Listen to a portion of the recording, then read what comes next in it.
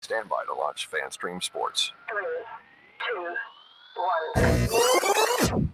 Let's start. Hello, sports fans. Welcome to FanStream Sports. Nothing but pure sports. This is the JP Show. JP, it's so good to hear you back on the air. Stand by. Now, here's JP. Well, Hump Day edition of the JP Peterson Show. We got lots to get to today, as we always do, because, hey, it's Tampa Bay, and there's always stuff going on. And we got breaking news. We have breaking news. Good morning to you, Peter Blake from the Sports Web. How are you? I'm doing good, buddy. How are you doing? I'm good because breaking news is the Rays actually got some hits or got some consecutive wins. Is that what it is? No, they can't even hit people when they're fighting. They can't even hit when they're fighting. I blew the line. They can't even hit when they're fighting. They swing and miss. They swing and miss when they fight. Jose Siri has more strikeouts than anybody in baseball. He can't hit a baseball and he can't hit somebody he's trying to hit. It's right in front of him. You ever seen Major League 2? Oh yeah. No, I don't know if I saw that. Sounds like a really bad sequel to a great movie. Well, it kind of is, but it kind of isn't. It's kind of what the Rays are going through right now. Yeah, and they're fighting each other and fighting it. And I think Euchre says, "Oh, somebody hit Charlie Sheen's character. Well, why not? Everybody else has hit him." Exactly. Oh, brutal. Let me set up the show real quick here. Scott Reynolds is going to join us right off the top at about 10:05. We're going to do some Bucks draft analysis. They also met with the offensive coaches yesterday, get a little glimpse into the new offensive coaching staff. Also, Dan Lucas will join us at 11 o'clock. We'll talk some Lightning and some Rays with him and some Buccaneers, as always, all things Tampa Bay sports.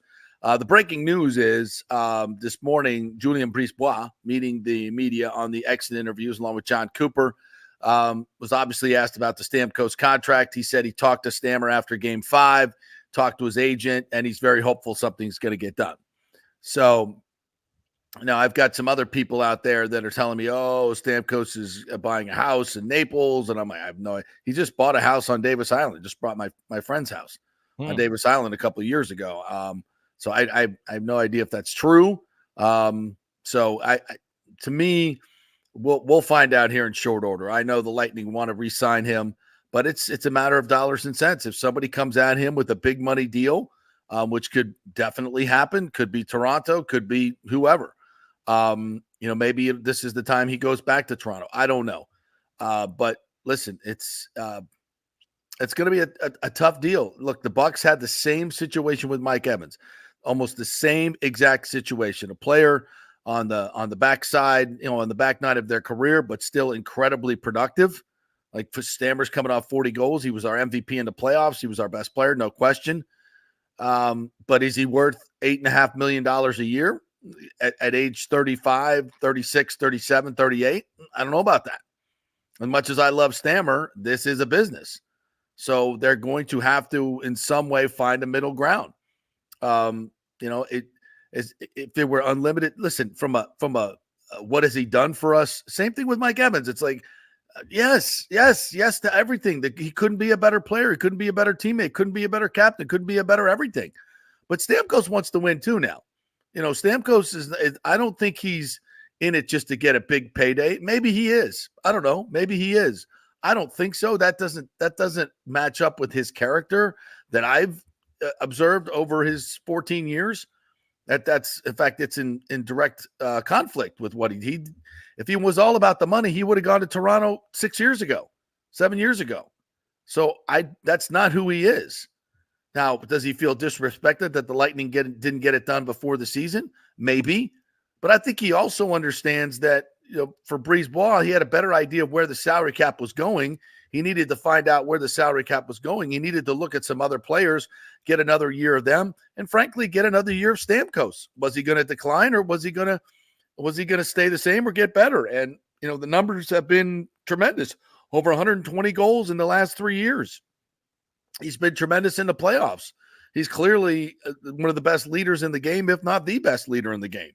So but again, you can't be paying guys $8.5 million when they're 35, 36, 37.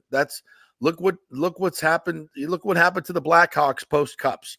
Look what happened to the Penguins. Yeah, they barely make the playoffs, but they don't do anything. Is that the team you think Steven Stamkos wants to be on? No.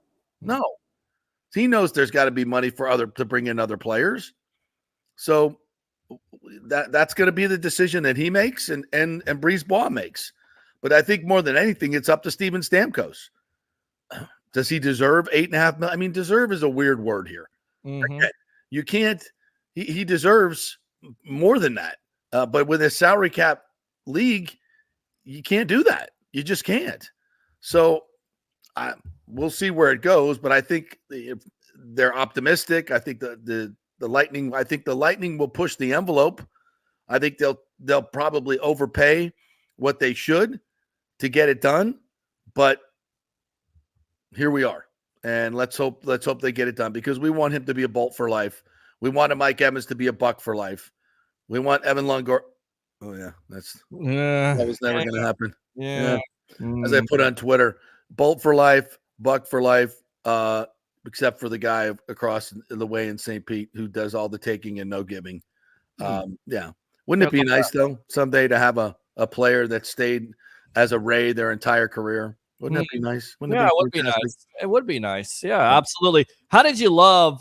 You had to with the Bolts down 2 goals, the talk or the fear mongering, if you will, of ESPN and talking about Stamkos. This could be at the end. This is it. I mean, well, Peter, I'll just be honest with you. I wasn't watching ESPN. When I have a chance to watch Bally's and listen to Dave Randolph and Brian Engblom, you think I'm going to listen to those knuckleheads? Oh, no.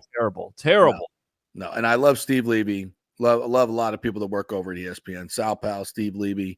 Their hockey crew is pretty damn good. Callahan. But again, if I have an opportunity to listen to the local broadcast, I'm definitely going to listen to those guys over ESPN. And it's interesting. After Game 5, we came to the post game or Game 4, and I said to Brian and Austin Wright, our broadcaster, I said, a lot of people are talking about, is this Stammer's last game at home? I said, I don't think it's appropriate to bring that up on the show, and they agreed. They said, no, not on this show. No, they can do it other places, but we're not going to do it here. I said, I'll do it on my show on Monday, right? This is an appropriate place to have that conversation, not on a Lightning post-game show. So, it's kind of, I understand why they brought it up, but now is the time to talk about it. And though we'll see if we get it done. All right, we'll get back to the Lightning in a little bit. We'll get to the Rays, but right now we're talking some Buccaneers with my man, Scott Reynolds from the Pewter Report. What's up, Scotty? How are you on this hump day, my friend? Hair's looking good. You're looking marvelous. Thank you. How are you? Good. How's Liam Cohen's hair, by the way? How's not the as new good as offensive Liam coaching Neeson's, staff? but probably good. Yeah. Yes, I have special. I've had a problem, and it comes with old age, right? I'm 52 now, so I'm technically old age. I've been old age for a couple of years. I think 50 is when you hit old age. I'm not afraid to say that. No, 50 is the new 25.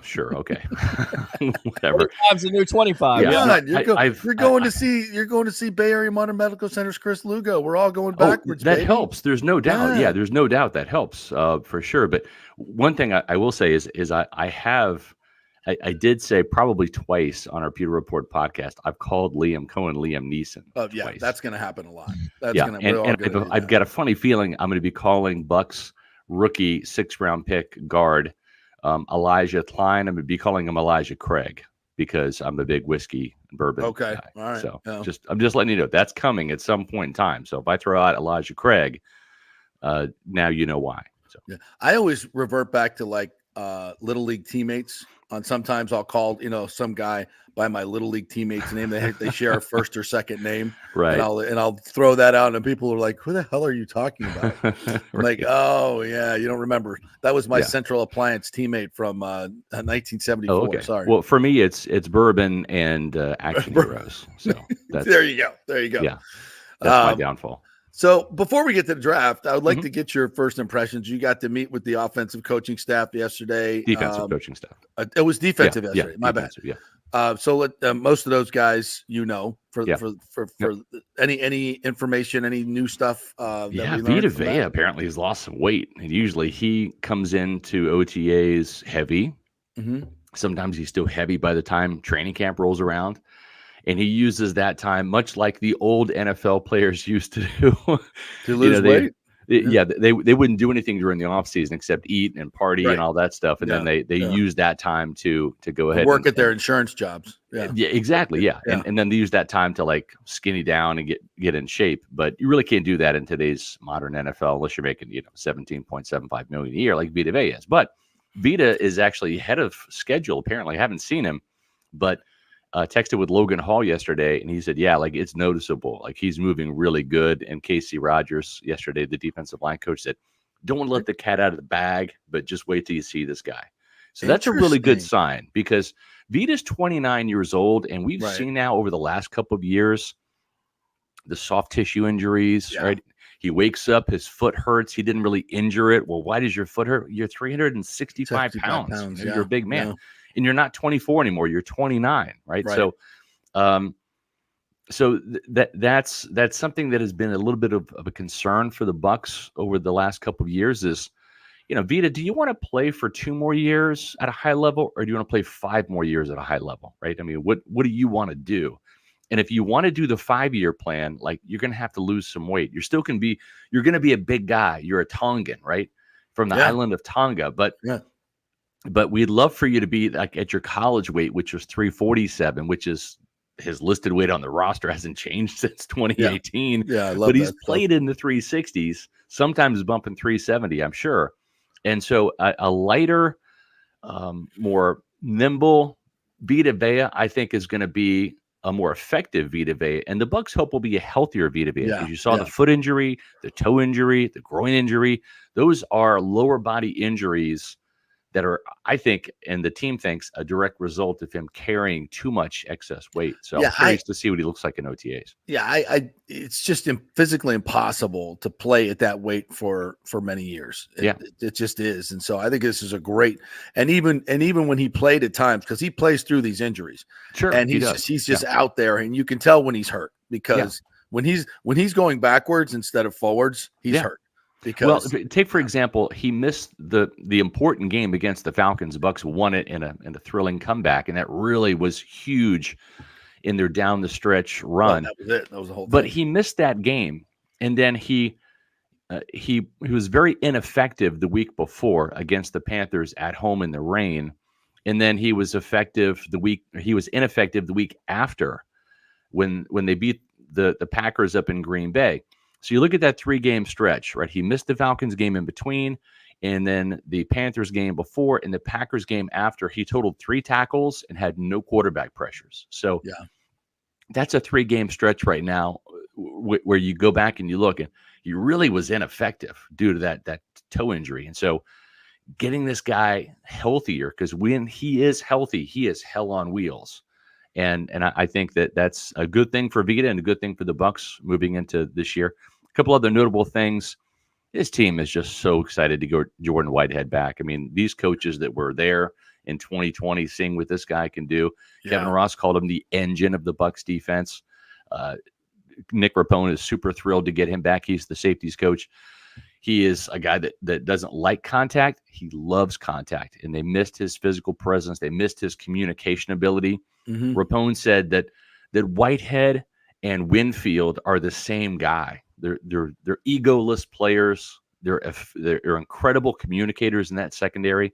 And how many times do we hear Todd Bowles say, we had a communication bust, we had a communication breakdown, and now you've got 2 guys that can play traffic cop in the secondary and get the nickel and get both corners like on the same page for the same call. So there aren't those communication breakdowns, those lapses in coverage where four guys are doing one thing and one guy's not doing the right thing and he gets picked on.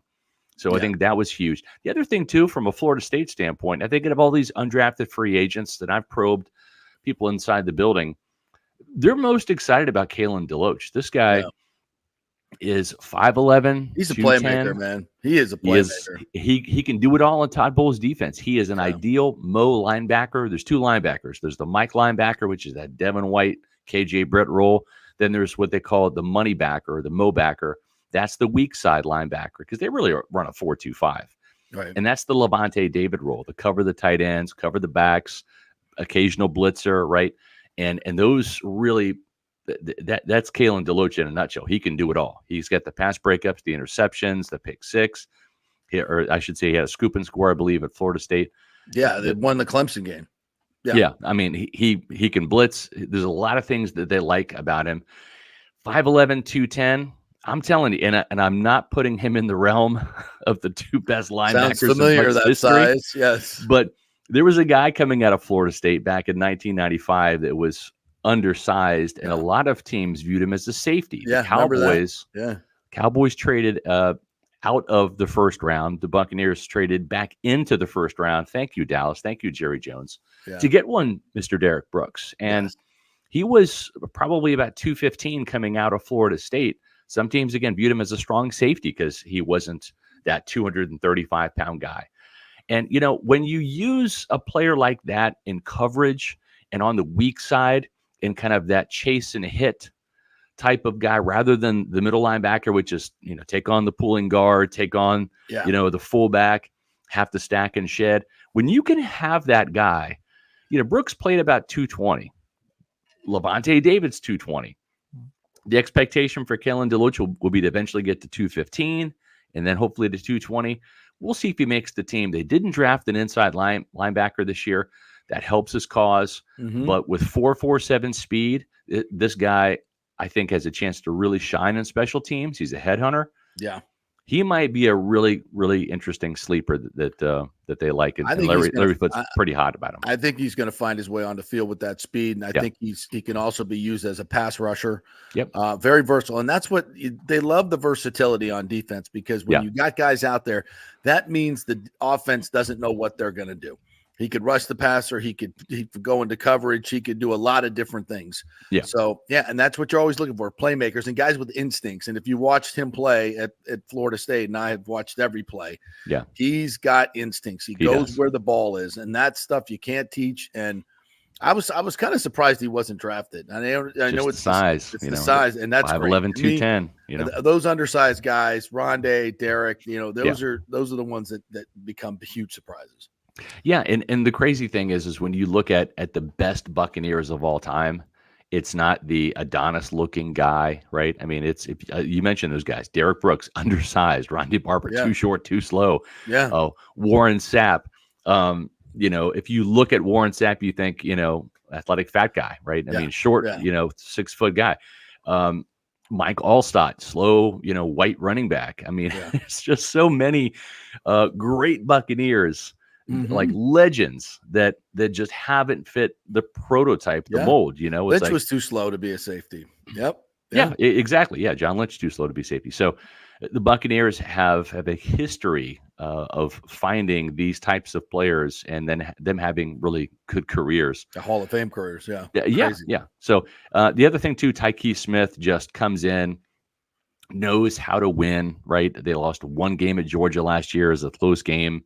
To Alabama in the SEC championship game. The year before, they're undefeated, national champions. The year before that, they lost one game. They were national champions. So he comes in expecting to win. He's got that winner mindset. We were so high on Tyke Smith. I think he appeared in a couple of our mock drafts. We had him as a Bucks best bet. First time I shouldn't say first time. First time I saw this guy was back at West Virginia when he was in the Big 12 and starting as a freshman. Safety, transferred to Georgia. I follow a lot of Georgia, games. As you know, my wife Ashley's from Georgia, so it's like my second team. And out of all the guys they interviewed at the Combine formerly, Tyke Smith, Javon Bullard, who went ahead of Smith in the second round, and and then Kwame Lassiter, the cornerback. This guy just screamed Todd Bowles DB, and I know Todd Bowles loved him because I had conversations with Coach prior to the draft, and that was his guy. And I think this guy is a professional. He comes in as a pro player already, being in that Kirby Smart system. He can play nickel, he can play safety. The versatility, he can blitz from the slot. He's a ball hawk, 4 interceptions last year. He has a little bit of Ronde in him in terms of just being around the ball. The ball finds him, right? Forced fumbles, hard hitter, sure tackler like Winfield. He's going to be a star, man. I think their 3rd-round picks, Tyke Smith and then Jalen McMillan, who the only thing that kept him out of the 2nd round was just missing 4 games with a knee injury. That caused his production to dip. He was the leading receiver at Washington above Roma Dunze in 2022. Yeah. More catches, more touchdowns, a few less yards. But it was really his injuries that allowed Jalen Polk to kind of become that de facto number 2 receiver. He was number 3 by default. But then you know what? He comes back from that injury, still not 100%. He's the 100-yard receiver for Washington in the Pac-12 championship game against Oregon. Yep. He's the guy that caught one of 2 Penix touchdowns to beat Texas. He's the guy that caught the lone touchdown against Michigan in the national championship game. So the Bucs feel like they got an incredible steal in Jalen McMillan, and this guy gives off some Chris Godwin vibes. Different players. Godwin's a little bit more physical, a little bit bigger, but when Chris Godwin was drafted in the 3rd round in 2017, it was like, oh, that's an interesting pick. Oh, that's a nice pick. And Godwin completely exceeded his draft round status, right? Yep. 4,000-yard seasons, Pro Bowler, Super Bowl champion. And I think that McMillan can also exceed his 3rd-round draft status the way that Chris Godwin did. Wow. I think he eventually replaces Godwin in the slot, and he's going to be a 1,000-yard receiver, probably a really, really good wide receiver 2 for this team for future years. But he's special, man. This guy's a good route runner, good hands, solid receiver. Scott, how excited do you think these coaches are about Chris Braswell to get him in the 2nd round? We've heard, nothing but good things, but also a top prospect. What do you make of Braswell and the coach's excitement in the presser yesterday? I mean, they're super excited about him because he's a physical finisher. And I think that's something that JTS has proven not to be. All right, Joe Tryon-Shoyinka. This guy, when he gets to the quarterback goes down, and he goes down hard. He gets the ball out, and that's one thing this team really wants more of is turnovers, takeaways. They need more interceptions in the secondary. They need more fumbles from the front 7. And when you get to the quarterback, get the ball out. We saw Yaya Diaby's evolution as a pass rusher, right? He went from getting his first sack as a chase guy, chased Josh Allen out of bounds for a 2-yard loss. That was his first sack. It still counts, but it's not how you envision your first sack being. You want to beat the tackle and crush the quarterback. And that happened in that 49ers game, 2 sacks, right? Where he was beating the tackle one-on-one, getting the quarterback down. Then we saw that evolution continue against Jacksonville on Christmas Eve. The sack, forced fumble recovery, right? The trifecta against Trevor Lawrence. And I think Braswell comes with more polish to the Buccaneers. Yeah.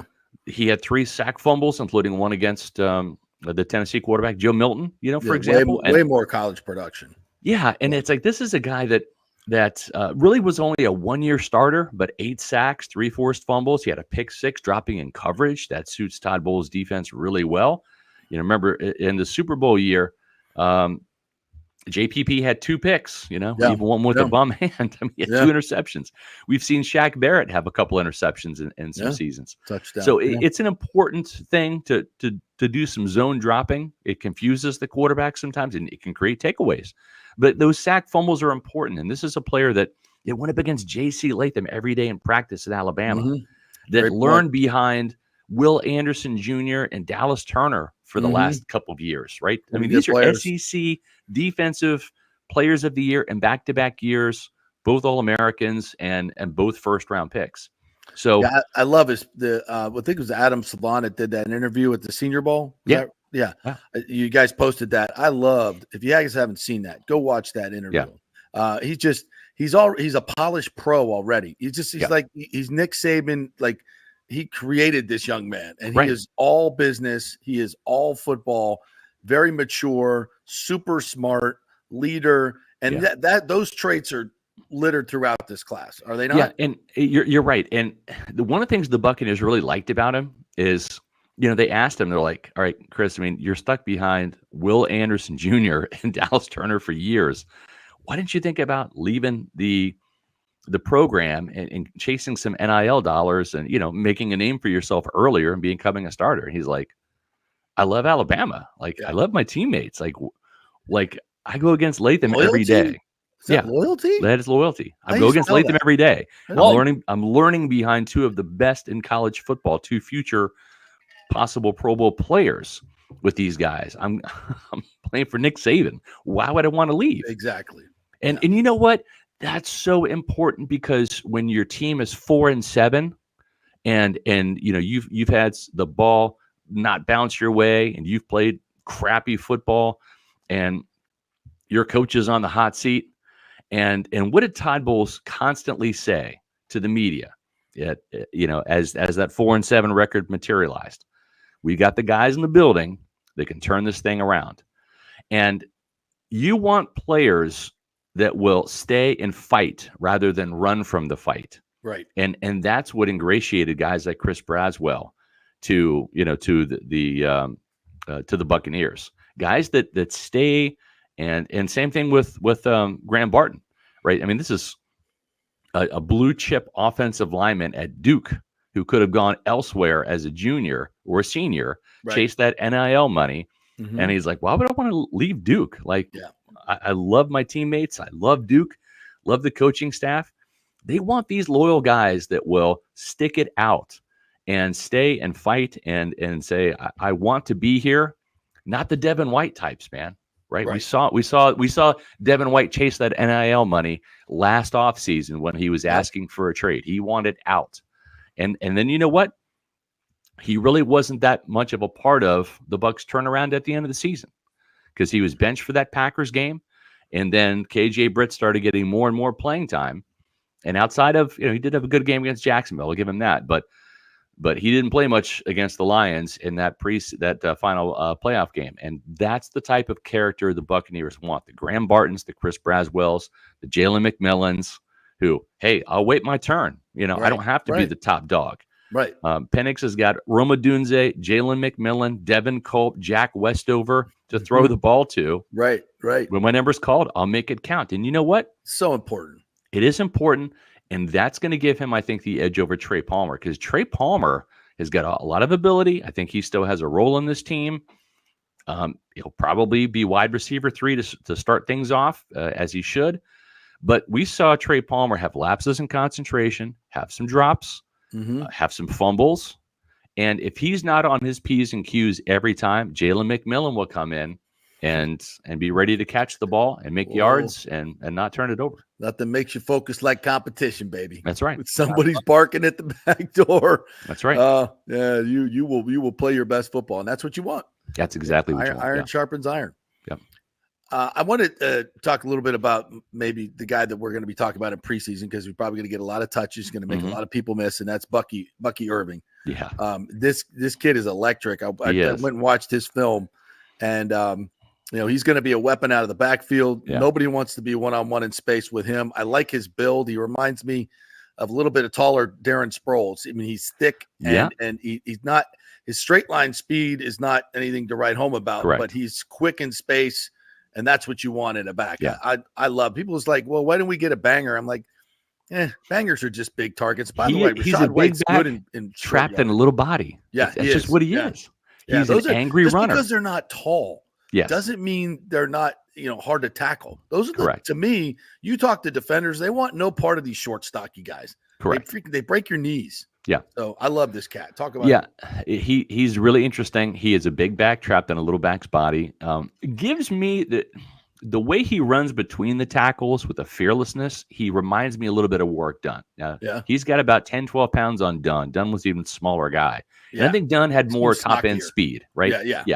So, but I do like the Darren Sproles comparison. He's not as quick and shifty and nimble, But between those two guys, you kind of have Bucky Irving. And it's not – I've really changed my mindset on running backs in the NFL over the last decade. It is not about speed. It really isn't. Yeah. It's not about the 70-yarder. It's about the 17-yarder, okay? Yep. 17-yard runs in the NFL are great runs, and NFL coaches will take them all day long. You rarely see the 70-yarders in the NFL. Right. You rarely do, okay?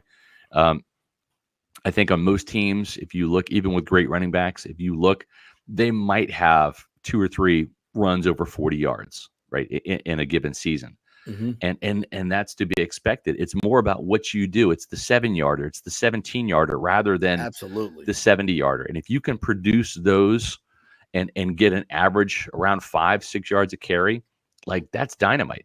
And they brought Bucky Irving in for a top 30 visit. And they said, what's your best quality? He's like, the first guy didn't bring me down. Right. Now, most running backs don't like to be tackled. That's a given. Right.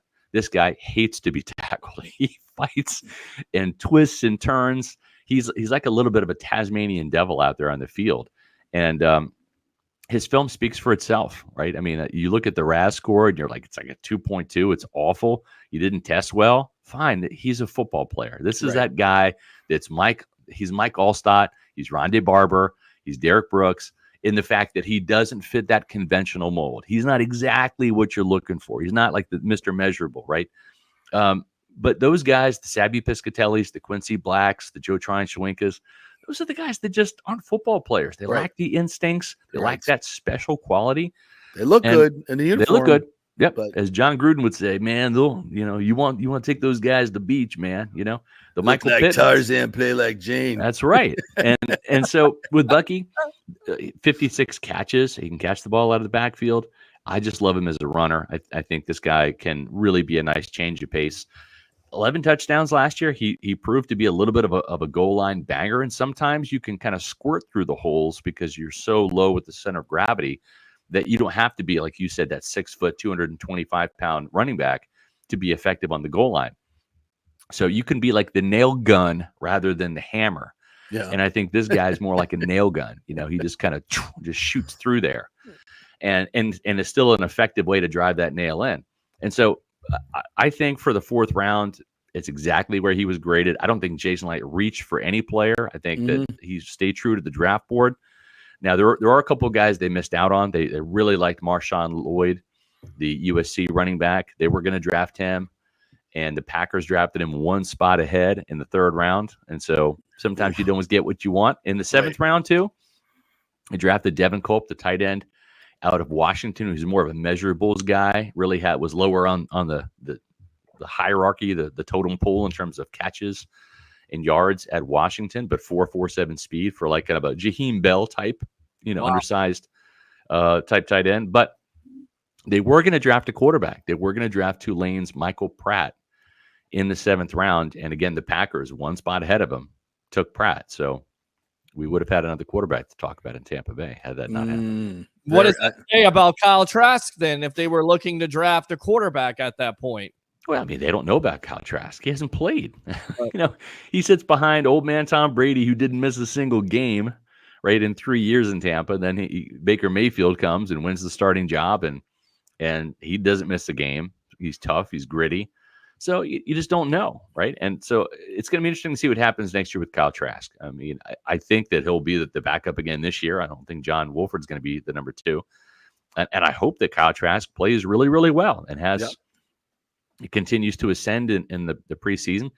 This is a different offense, but there are some similarities. It shouldn't be too much of a stretch for him to digest this playbook. There's going to be some similar concepts, just some different formations and personnel groupings, really.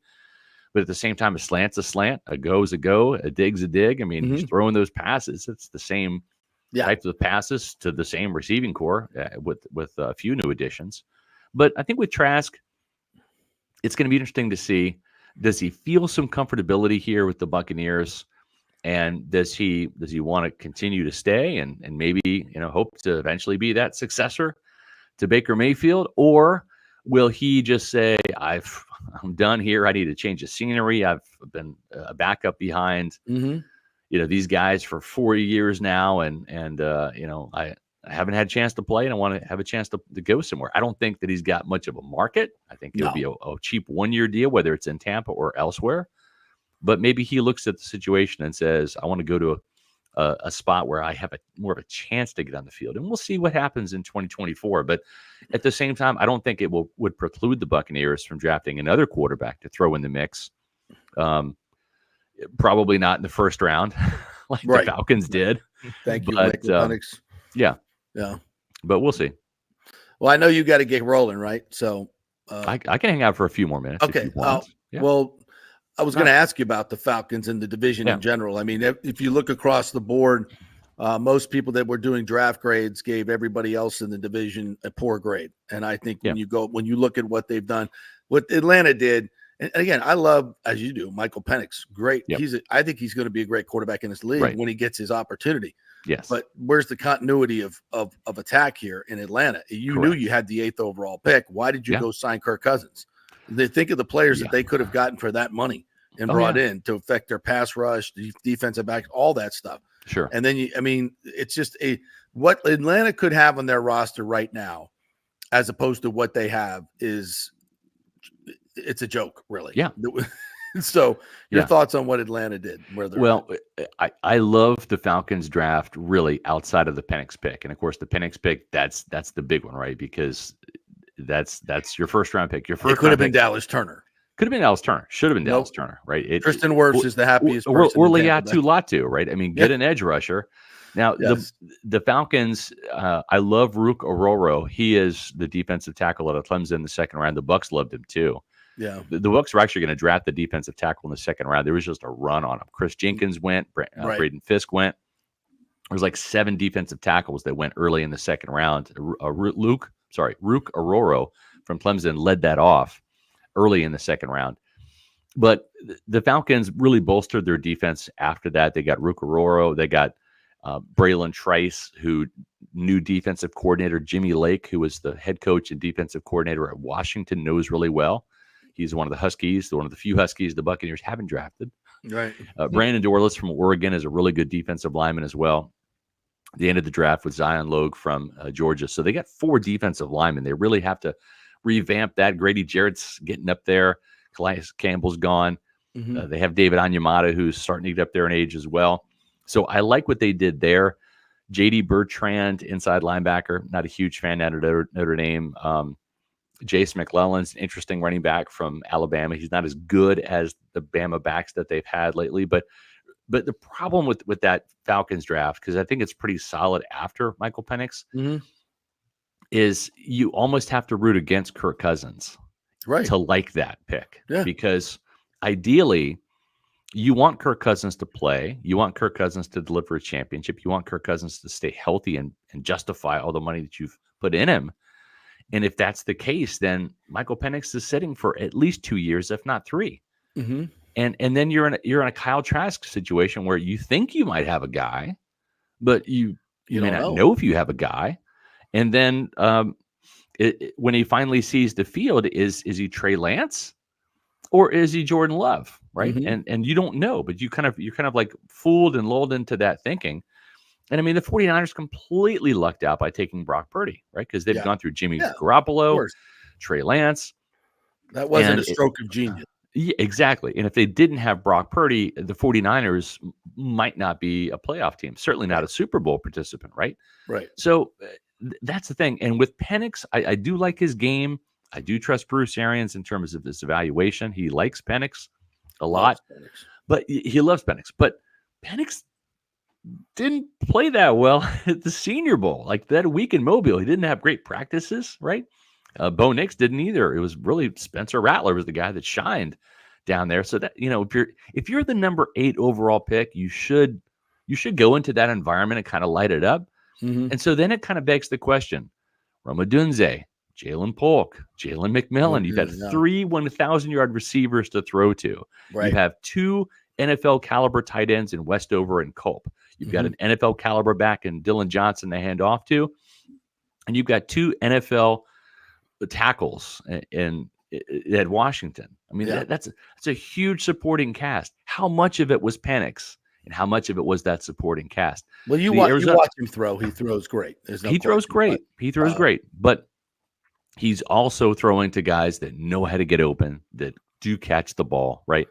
And at Indiana, he was kind of a one-man gang, and we saw the results there. And Indiana's Indiana. He It's was not good Washington. though. That's the only time they've ever had any success at Indy. It was when he was the quarterback. Yes, and I'm not knocking. I'm just, is he a You don't know. top 10 pick? Yeah, Is you he just that don't know. good of a quarterback? You don't know, right? And like Johnny Manziel, right? Heisman Trophy winner. He was Mr. Electric. He was Mr. Football, Johnny Football at Texas A&M. And we found out quickly Mike Evans had a lot more to do with Johnny Football's success than Johnny Football did, right? That's right. We found that out.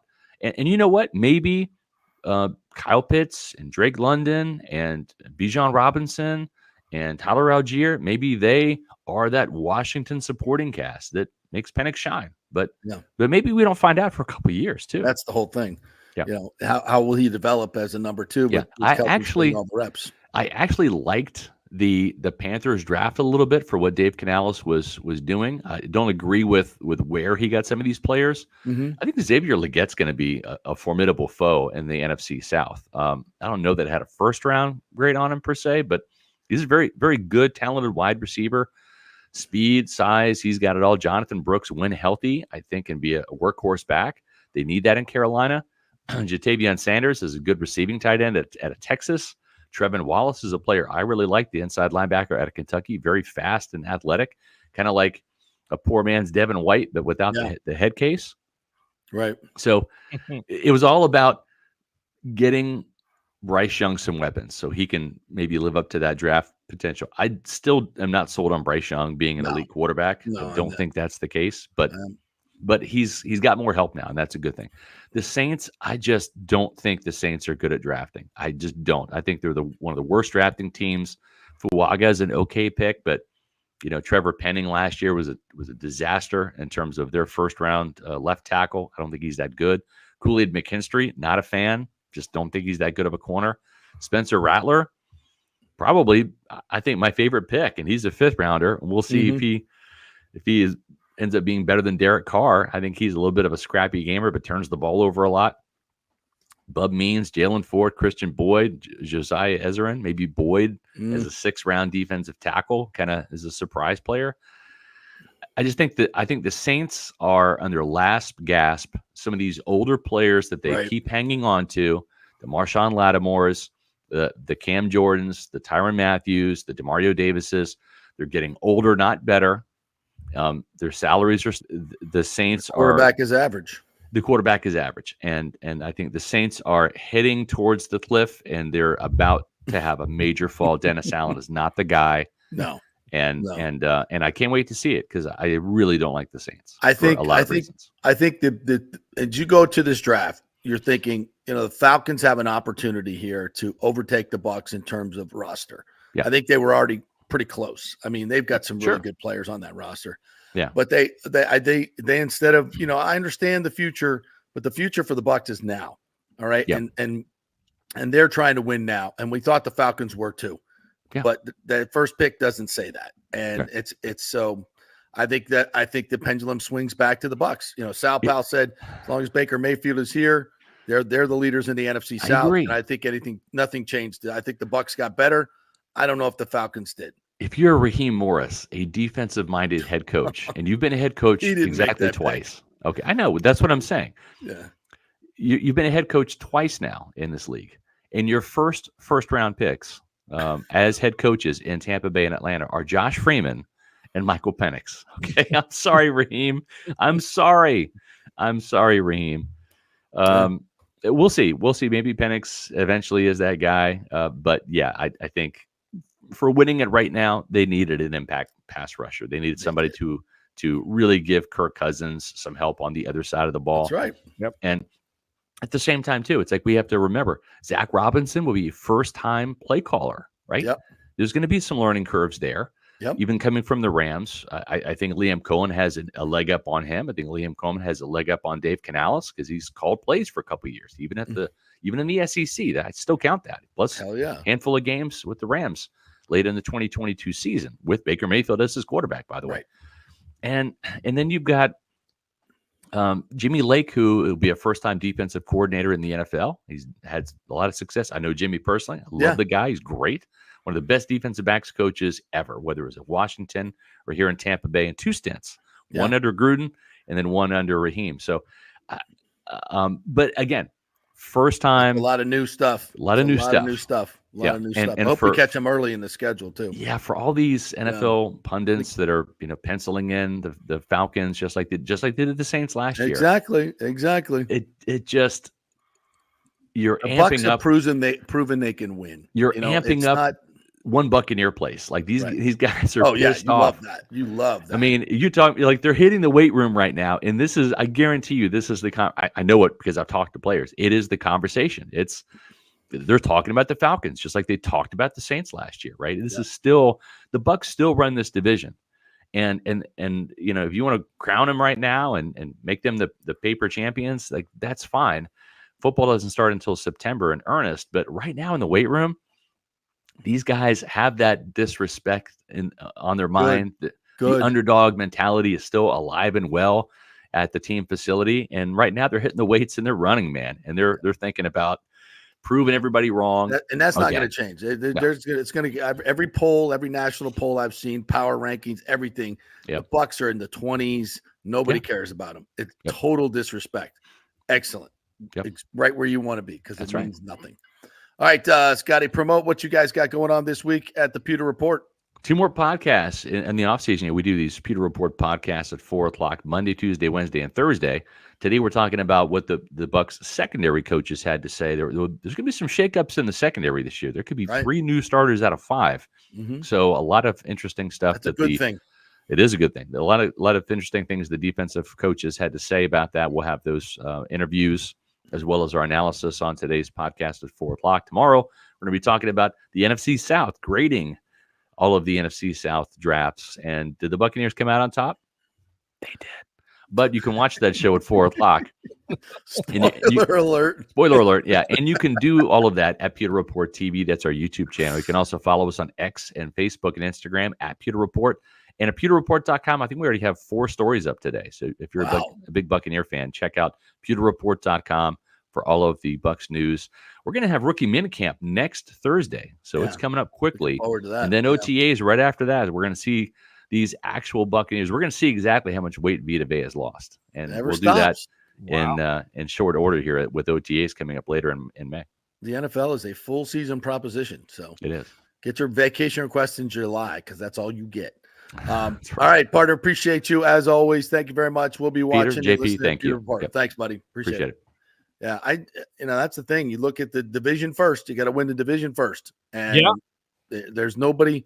You look at some other teams and how they improved this in the offseason in the draft. I mean, there's teams that have really made some moves. The Jets have made moves. The teams that have obviously the Bears are really improved, but in their roster, they'll somehow find a way to screw it up.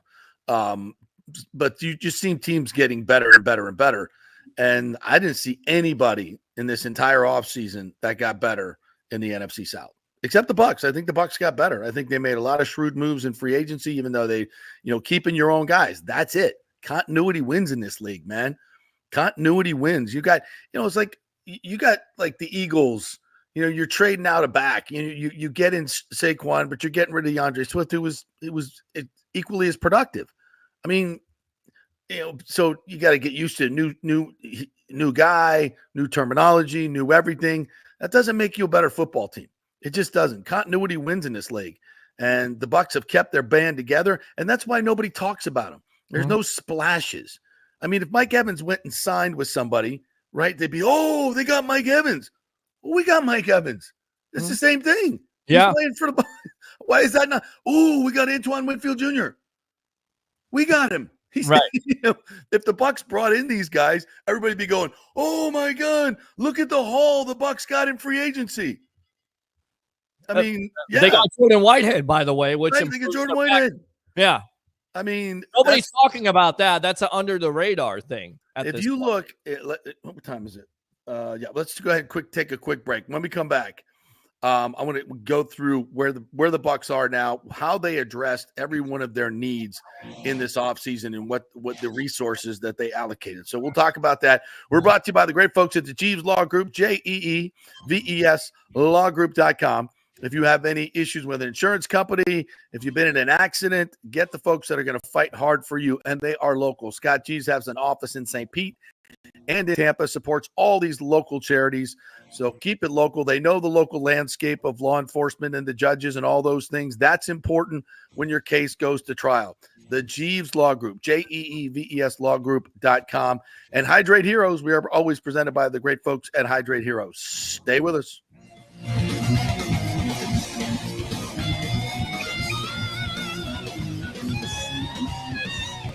JP here for my friends at your local Synovus Bank. And I do mean friends, and I do mean local. One of the local managers in Tampa is John Acosta, big fan of the show, and I've known him for over 40 years. He's been in local banking since 1983. You talk about developing relationships. You don't stick around for that long unless you're doing things the right way and have a great reputation. And that's the focus company-wide at Synovus. Big enough to handle any complex international transaction, but small enough to answer the phone when you have an urgent question about your business or personal account.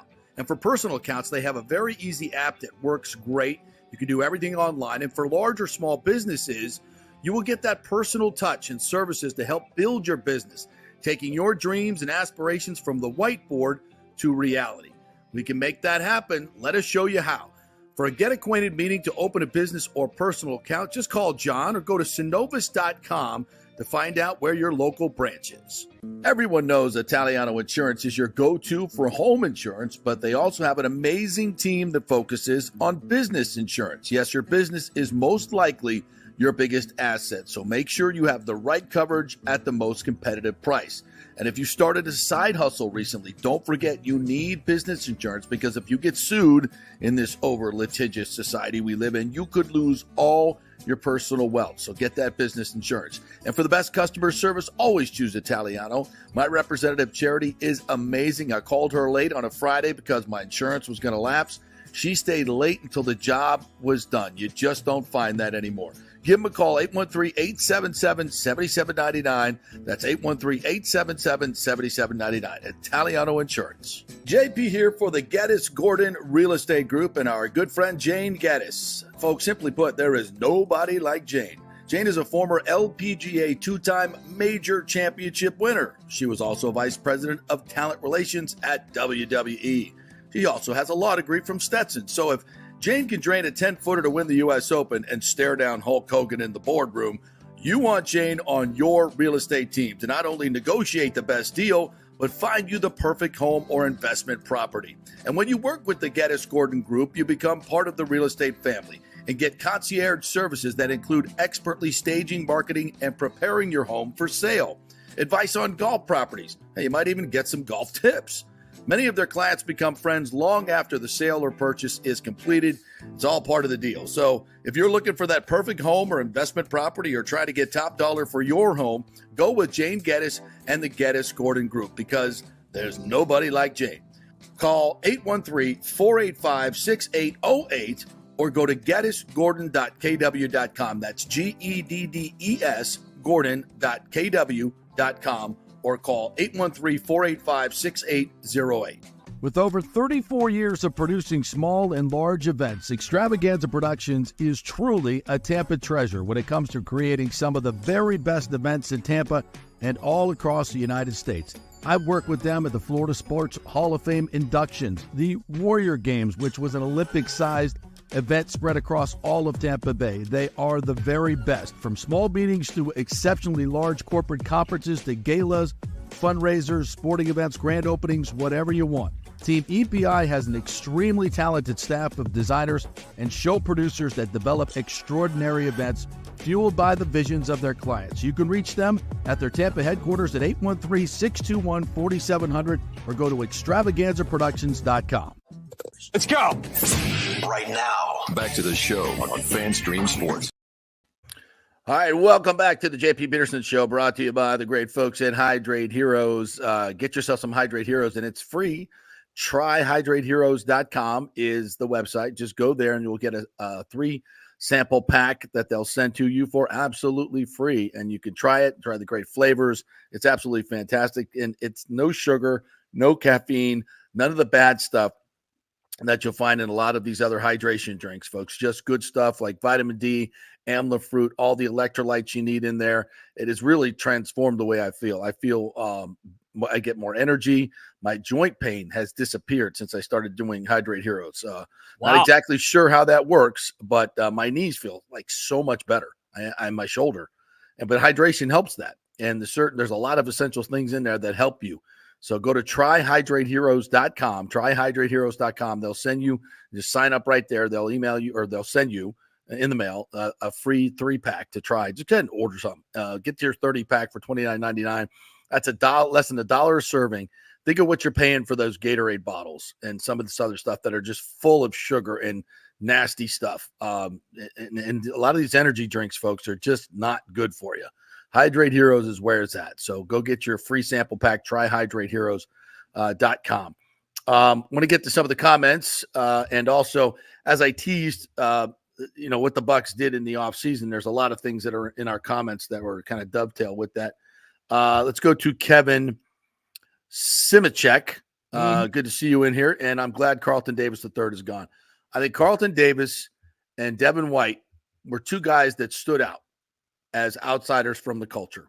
Yep. I don't know, what exactly happened to Carlton. He was a really, really good player. And once he got paid, things seemed to go downhill. Maybe it was just injuries. Nice dude. Wish him the best in Detroit, but I'm glad he's gone. I'm glad Devin White is gone. And this is a culture thing that is, I just think the Bucks have a great culture, or building a great culture. Get those guys out of the room. Well, White didn't want to be here after the trade request. I mean, he wasn't interested, whether it was injury or lack of effort. More than anything else, it was lack of effort. Carlton Davis just couldn't stay on the field. I mean, we know the potential was there, but that's the reason why he got a 3rd-round pick. And, oh, by the way, you used that 3rd-round pick on a wide receiver who, is going to complement an Evans and a Godwin, and eventually may replace a Godwin. I'm not sure if it's going to happen or not. I hope it doesn't happen. I hope they can keep everybody in that locker room. But, made a lot of sense to trade him because he couldn't stay on the field. And, that back end is a lot of movement, a lot of fluidity, if you will, going on this year. So, and oh, by the way, open phone calls if you want to call up. 727-255-0391. It's 727-255-0391 on WATB Sports, your page, my page there, just blowing up right now. You're on Instagram today too, right? All right. On Instagram Live, yes. I'm in charge. I got this, my friend. I wrote it down. I got a new printer, by the way, so I didn't have to write everything down. Wow, that's even better. Look at that. Look at you. Yeah, absolutely. The other one just went out, burned out because I was printing so much. There you go. Rick says the Bucks better hope Trask never plays. They know what he's about. I don't know about. Nobody knows what he's about yet because he's not played. Javier Rodriguez says Braswell was a steal as well. I think he was too. I think he's going to be a very productive player in this defense. What else we got here? Kevin also says I was not shocked we let Devin White go. It was coming. His production dropped a bit. Yeah, if you listen to this show, you knew that was coming. And it should have happened a long time. They should have traded him before the season. We were begging them to trade him before the season. Rick says Penix will get all first-team reps while Kirk rehabs. Players will see it. Some divided locker room need hard knocks there. Oh, yeah. That would be good. That would be great. Yeah, they'd be eligible. They'd definitely be eligible. Did you see the owner? I mean, I know his name is Author Blank, but his face was blank there with the selection. I think he was surprised by that. And then you have the general manager coming out and saying, well, we could sit this guy 4 or 5 years. Dumbest thing ever. Dumbest thing ever. 23 years old. He'll be 28 when he starts. You just paid $180 million total. Terry Fontenot has no effing idea what he's doing. I love Penix, but you had other needs there, JP. You could have gone with an offensive lineman. You could have gone with an edge rusher. What are you doing? Well, it's the signing of Kirk Cousins. It starts with that. Yeah. You could have got Justin Fields for nothing. For nothing. Yeah. And like younger, more athletic. Obviously he doesn't have put up the yards that Kirk Cousins has, but he's won one less playoff game than Kirk Cousins, and it would have cost you nothing. and then you'd have Michael Penix if you wanted to draft him. You know, and you could have spent all that money on Daniil Hunter and all these other defensive players, free agents, and brought them in to improve your defense. Thank God Terry Fontenot has no idea what he's doing.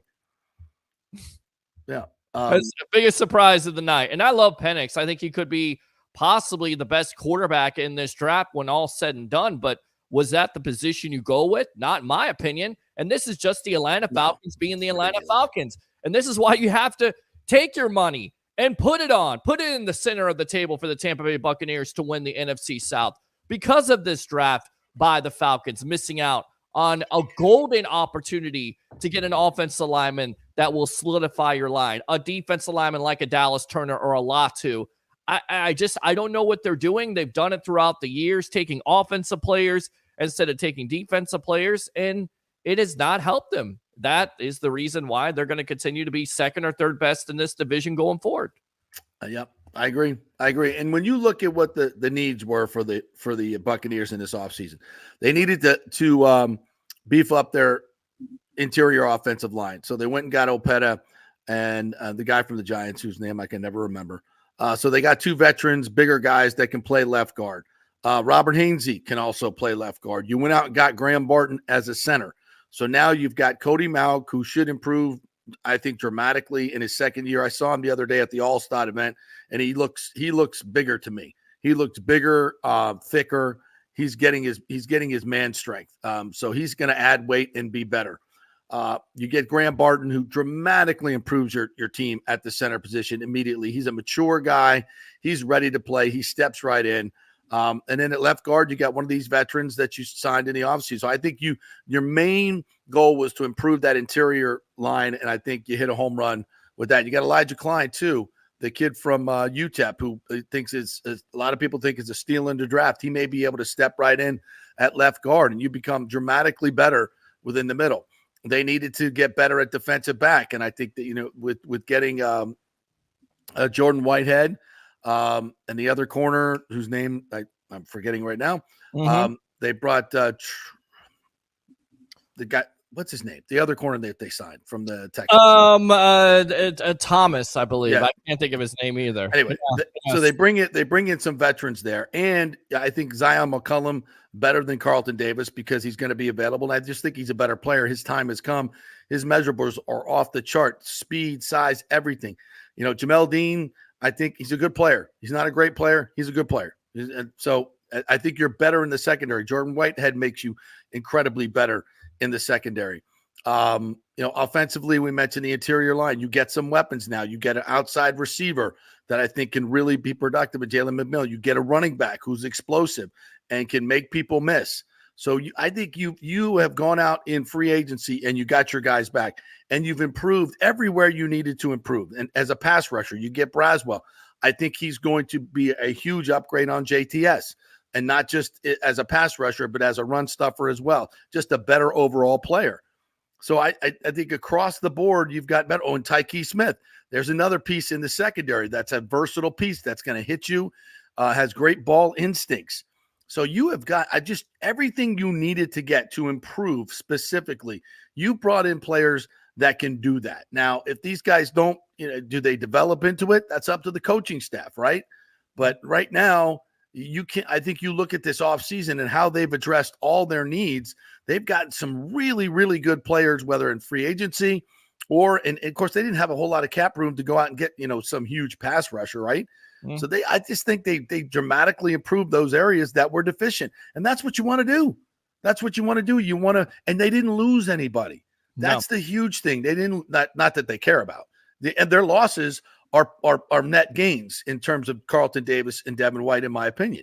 Sure. So, and of course you got your quarterback in Baker Mayfield. I didn't mention that. You bring all these guys back, and you have continuity. You have guys that have won, and I just love the freaking culture. I love it. The guys that every one of these guys is serious football players. You know how many these knuckleheads running around talking about getting traded and they're playing with their Instagram and all this other stuff. None of that stupid sophomore BS that Devin White brought to the party. No, get out of here. Stuff. No, get out of here. Messages. No distractions. Get out of here. He's saying, yeah, you don't need that. You don't need that for your culture. These are serious football players. Correct. And I think Todd Bowles is growing into head coaching. I love Todd as a human being. I still think he needs to dramatically improve his game management and use of timeouts and challenges. You got to be better. And he's got to also, as a staff, they have to be quicker in recognizing players that can't play and shouldn't be playing. Devin White should not even have been on the field last year. When KJ Britt got in there, he was a dramatic upgrade.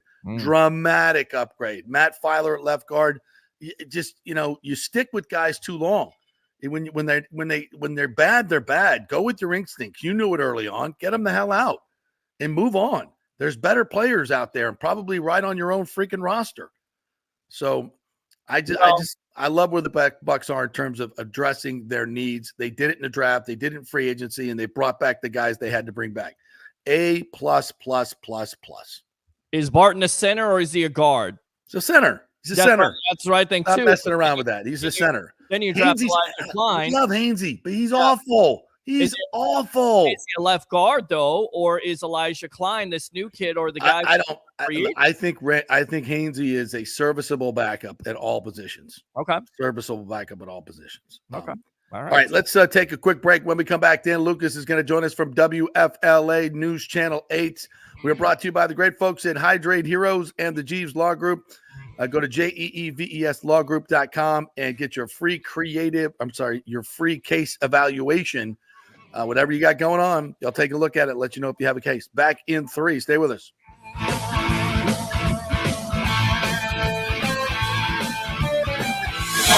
This is The Strike. 102.5 WHPT, HD2 Sarasota, Tampa, St. Pete. JP here for the Jeeves Law Group and my man Scott Jeeves, who lives right here and has long been a highly respected member of our community. He's a proud sponsor of the Tampa Riverwalk. Jeeves Law Group is also a proud sponsor of our Grand Central District in St. Pete and has neighborhood events throughout the year. He has an office on Central Avenue in St. Pete and one on South Howard in Tampa. You can't get more local than that. So when you need an attorney, you're going to hire some huge firm that advertises all over the state or the one that supports your favorite sports show. It's the Jeeves Law Group. We're local, we're trusted, and we get results. For personal injury and personal attention, call us for a free case evaluation. That's 8889-JEEVES. That's 8889-JEEVES.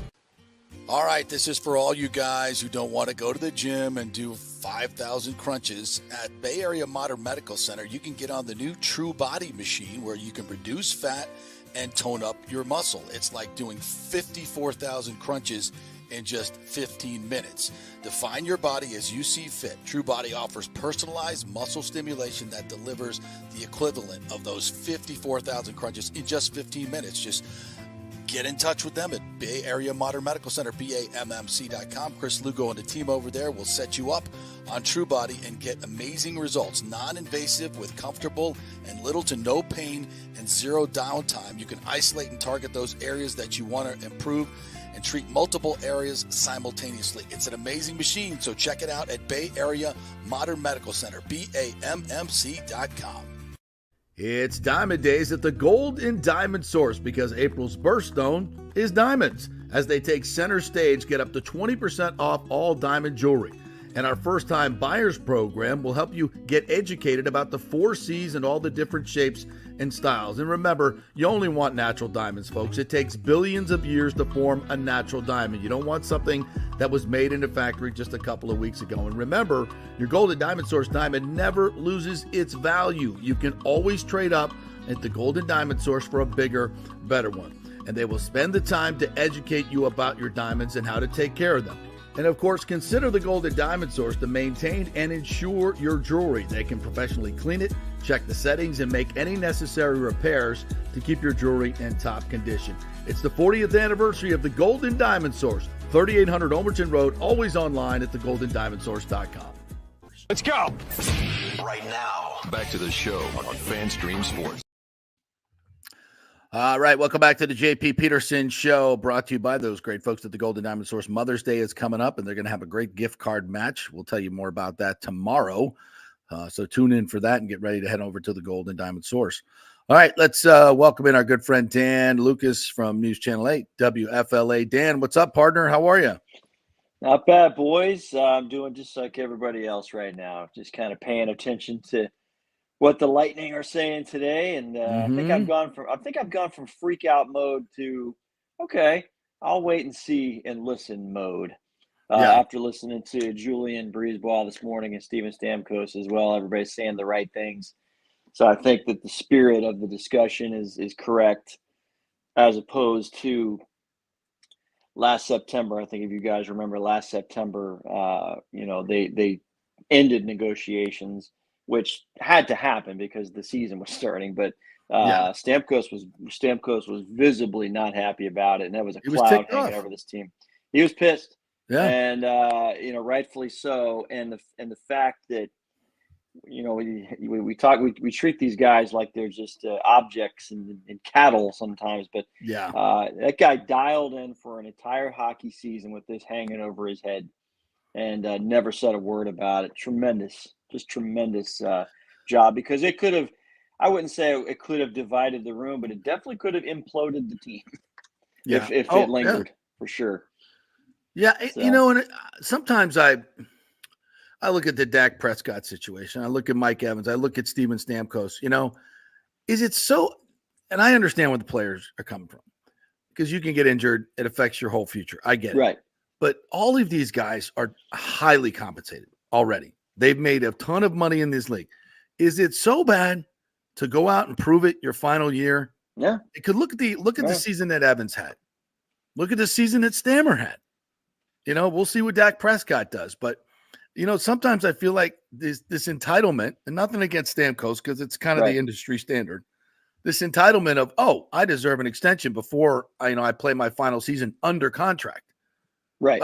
But I also look at Stamkos and I say, look at what he did for this franchise back in when he signed this contract. He said no to $12.75 million that Toronto was offering, and took 8.75 here, which, with Canadian, it brings it all close. We know the numbers, right? But still, he sacrificed so that they could sign other players. And I kind of think he's going to do the same thing again. What do you think? Yeah, it's the old hometown discount. But from the side of the players, there is precedent for guys, particularly who are making peanuts. In the case of the NFL, you're on a rookie deal. Well, that's different. And there's a chance. Yeah. But I think that there's something to be said about going and doing your job with total security and peace of mind. And I think that's what Stamkos was after, the peace of mind, not so much the dollar amount. No, how much money do these guys need after they've got whatever in the bank? Not much. Yeah. But I think it's peace of mind. And in the case of a guy like Mike Evans, in your example, there's legacy involved that he would like to protect. Stamkos has a legacy involved that he would like to protect. And quite frankly, I think these guys want to do more away from the game to cement themselves within the community that this kind of deal would allow them to do. There's a lot at stake when you talk extensions. And the fear or risk of getting injured in that last year is huge, and not having a payday beyond that. So I understand their side of it as well. But you're right. I mean, if we all – if Peter were making $7.5 million, I'm not even sure he'd be behind that mic right now. He might be, Peter. Listen. If he was in a contract year, he would be. That's the point, right? Yeah, I know you got a sinus infection, baby, but this is your contract year. You got to drag your butt in there. You got to do it. I don't care if you have laryngitis. Get in there, buddy. I think when before the season and you don't get the extension, you're in your head. You're like, now if I get hurt, I'm screwed. Now, when you get through the season, right, you didn't get hurt, kind of like Mike. Now you're like, yeah, you pissed me off. You should have paid me. You should have extended me before the season. But here we are. I didn't get hurt. I don't want to go anywhere. My wife doesn't want to go anywhere. My kids don't want to go anywhere. All right, I'll just sign. I think that kind of sets in, right? We have an interesting situation here, and I think it goes for all the teams. Yeah. This is a destination Thank you. To live. Right. People want to raise their kids here. Right. People, it's just a good place to be. And if people really knew the amount of athletes and celebrities that actually call the Tampa Bay area home, you'd be stunned. Yes. This is a place to be. And we've also come into this era, and you've been around a long time, and I've been around as well, a couple of decades. Yeah. These teams, the culture is to chase championships. Yeah. I think it's amazing. But in order to do that, two of the three. No, I'm talking about within the room. Yes. Within the room, those guys want to win championships. And I think that people are finally realizing that, well, in order to do that, I got to have this guy here and I got to have this guy here. Right. And in order, exactly. and that's not going to happen if one of us is getting eats up all the salary cap. What does it mean if I wrote down some of these numbers. Vazzy, Cooch, and Point each account for 10.8% of the Lightning salary cap. That's each. So that's 33% of the Lightning salary cap in three guys. Right. So how much more can you go on an individual and field a hockey team? That was part of Julian's stance last summer. He says, guys, I want to sign Steven Stamkos today, but I got to build a hockey team. Right. And so he's right. So, and Stamkos knows that, as did Mike Evans, as did Baker Mayfield. Stamkos isn't dumb. The NHL salary cap can be brutal when it comes to putting a team together, especially in midseason when injuries start happening. But these guys, if you want to win in hockey, you have to have depth at every position. As we just saw. Say, you got to have the four lines. The Lightning paid the price a little bit this year. I kind of describe it as someone taking an axe to a big tree. Every time they've made moves in the past, 5 years, I mean, there's a chop in the axe. Yeah. You got to be careful. And it's just unavoidable. I think this series against the Panthers showed us where these two teams are, where these two franchises are right now. You hate it for the Lightning perspective, but it's just in hockey alone.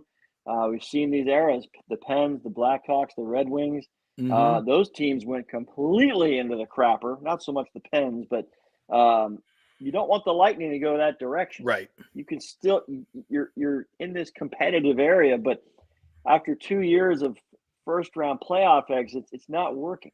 Right. So you got to get your depth. You got to get your depth straightened out. In addition to bringing your icon back to make everybody in the right frame of mind. Because of those players taking up so much cap there, Dan, is there a big move on the horizon that you could see possibly trading, as crazy as it sounds, a Braden Point to get back some defense so you can be more of a balanced team? Or do you think they keep that core and just continue to add to them? I mean, where do you go at this point? Because I got a friend that says you make some moves, you kind of blow it up because you've only gone so far with this core, simply because of what happened in the series versus the Panthers. Yeah, it's a tightrope, quite frankly, for the GM because right below those three guys, you got Sergachev at 9.69%, and I believe he might be a 12 million guy or 11 million guy. Yeah, which is phenomenal. Victor Hedman's right below him, and Hedman has a contract year coming up. Yeah. I think it's a fair question to ask because they've had some not really rentals over the years, but when you go to the Blake Coleman and the Barclay Goodrow trades, it helped get them over the hump. But it was unsustainable, so they were gone. Yeah. And then you have these, now you bring in Tanner Jeannot. What have you gotten from that for it? Right now, Tanner Jeannot, to me, so you bring in Anthony Duclair at the deadline this year, who is also going to be up here. But I think Duclair's arrival helped this team get right at that time. I was expecting him to do much more in the playoffs against his old team. I did as well. But remember when he got here? He sparked the team. Boy, this team was flailing, and he arrived and came in. Did he score a goal in his first game? And just kept his first 7 games he pointed. Right, and I think I like his game. I think he's a good fit here. But this team misses Pat Maroon. This team misses Ross Colton. This team Ross misses Colton. This team misses Yanni Gord, which was a Ryan different McDonough. scenario. But yeah, they miss Ryan McDonough. It's the way that this sport works. It has chipped away at the depth of this team. So yeah, to your really the short answer, Peter, is they've got to get their depth fixed. If it means parting ways with a massive number to bring in maybe 3 guys, that would be a sacrifice that might be worth it in the long run, because the big name players are good. They're very popular. They're great guys. But you're looking at back-to-back first-round playoff exits. And as far as the future goes, you got to ask, how do we stack up against the Panthers? How do we stack up against the Bruins?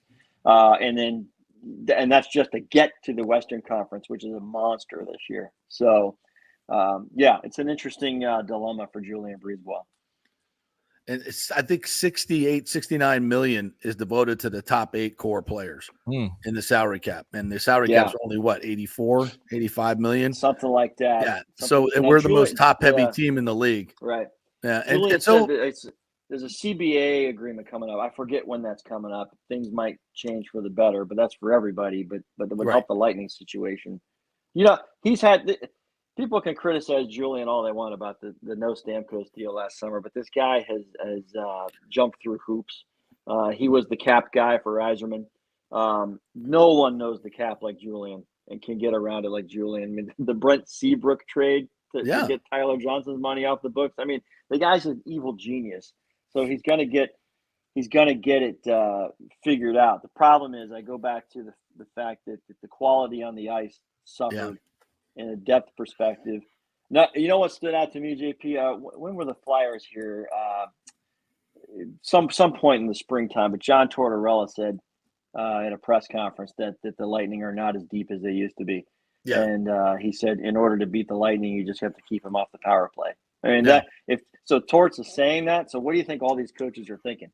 Yeah, same thing. I mean, but what's weird is the Panthers didn't give a rat's ass. They took as many penalties as they want, and they just crushed the Bucks the Lightning's power play. I mean, the other team a few years ago, the other team that did that was Carolina to the Lightning. Oh. They were phenomenal in the penalty kill. The thing that really was disturbing about it wasn't Carolina was aggressive. They come to the puck and they got the sticks waving everywhere in the passing lanes. Florida was reading the passing lanes. Florida was anticipating everything to the point where how many power plays did you guys watch of this team? They were reading the Lightning minds before the Lightning guys. In game 5, I think every time the Lightning went on the power play, the Panthers got 2 shots on goal and we got none. I mean, it was. I was like, let's get back to 5-on-5 where we can actually score. Yeah, absolutely. Which is weird. Because they were the best 5-on-5 team in the league. And like that did not go according to plan whatsoever. And power play was supposed to be the huge advantage for the Bolts in this series. And they got plenty of them and at key times, and they couldn't do anything with them. I was shocked by that they didn't make any adjustments. They tried to make some. I mean, I'm more of a just tip of the cap to Florida. I don't know what the hell kind of voodoo crap they put on Kucherov, but man, he couldn't do anything in the power play. He's been our engine. To run that power play. He's either scoring or making an incredible pass. And I don't know what the hell he was doing. I didn't even recognize that guy in the playoffs. Well, Florida's a good team, buddy. And as much as I hated to see it, I'm happy for Carter Verhaeghe. As much as you hate to see him go, he was another guy after 2020. That was Marchessault, Verhaeghe, Yanni Gord, Ryan. I mean, my God. Yeah. The Panthers, they're going to get to the conference final. I'm going to presume they play the Rangers. The Rangers are elite. And if they get through that, I don't know who's getting out of the West because those series are all wacky. The Dallas-Vegas series is 2-2. Yeah. The road team is nobody's won on home ice. Yeah. Exactly. So, but it's going to be a gauntlet for sure. But the Panthers are loaded and ready to go, and the Lightning ran into that team. Just what'd you think of the I went nuts yesterday on those disallowed goals, the goalie interference. I mean, dude, those 2 calls were the worst. And then when you juxtapose them with the call on non-call on Vasi, who's literally run and knocked on his ass and can't make a save, you breathe on Bobrovsky and it's let's wave that shit off. I mean, Well, I've played 0 shifts in any level of hockey, so it's hard for me to relate on what is all actually right. Well, going Brian on. Bradley's And- played in front of the net a lot, and he's like, "That's Correct. BS. That's all Yes. BS." What I don't understand is when and Brian Ingblom on the Bally, Brian Ingblom. I could talk to the guy all day about hockey. Yeah, he's amazing. He makes you smarter in 5 minutes. Yes. He explained these while the video was showing, and it's not even Ingblom doesn't really give the spin. He gives it to you as it is, and he was blown away at both situations. And my problem is, the referees are standing there. They're on the headsets to Toronto. What are the guys in Toronto looking at? I think these are the same guys that were booing Kucherov at the All-Star game. Those are the same guys that run the Toronto replay. Yeah. It's just every time they go to Toronto, we get F. Every time. Yeah, exactly. Well, I just don't. The Duclair having his stick held, I go, it's right there on videotape. And Bobrovsky's got his both his hands around Duclair's skate. Like, it's not subjective. I'll take him by the leg. You take him by the stick, and we got. It's either foul bright on you. And sunny. It's either bright and sunny or it's cloudy, guys. It's not. There's no about it. Is his stick being held or is it not being held? Okay. Oh no challenge. Well, my big thing was they talk about it should be egregious, right? Is the goalie affected? Was he able to make the save? In Vassie's case, no, he got knocked on his ass, and it's a freebie, right? So it wasn't an earned goal, in my opinion. It was the net was because he was on his ass. Both of these, Bobrovsky's standing straight up, and Cirelli just does a little spin in front of him that barely even touches him. The puck's already past him, and then he's like, oh. He picks up Cirelli as he looks at the puck in the back, and then he finally flops, and I'm like, "Are you kidding me?" LeBron James flop. Yeah. He looks at the ref, and the ref's like, "Yeah, no goal." Like, what? Cirelli actually did a courtesy for Bobrovsky when he was spinning around his guy. He actually put his stick up against his own body and up to avoid the goaltender. He doesn't see the goaltender when he starts his spin. By the time he's halfway through his spin, he sees Bobrovsky's right here. Picks up his stick and completes his spin. Three bodies are within a 2-foot square space. But of course, he's going to be contact. He had all the room to move if he wanted to. He never saw the shot.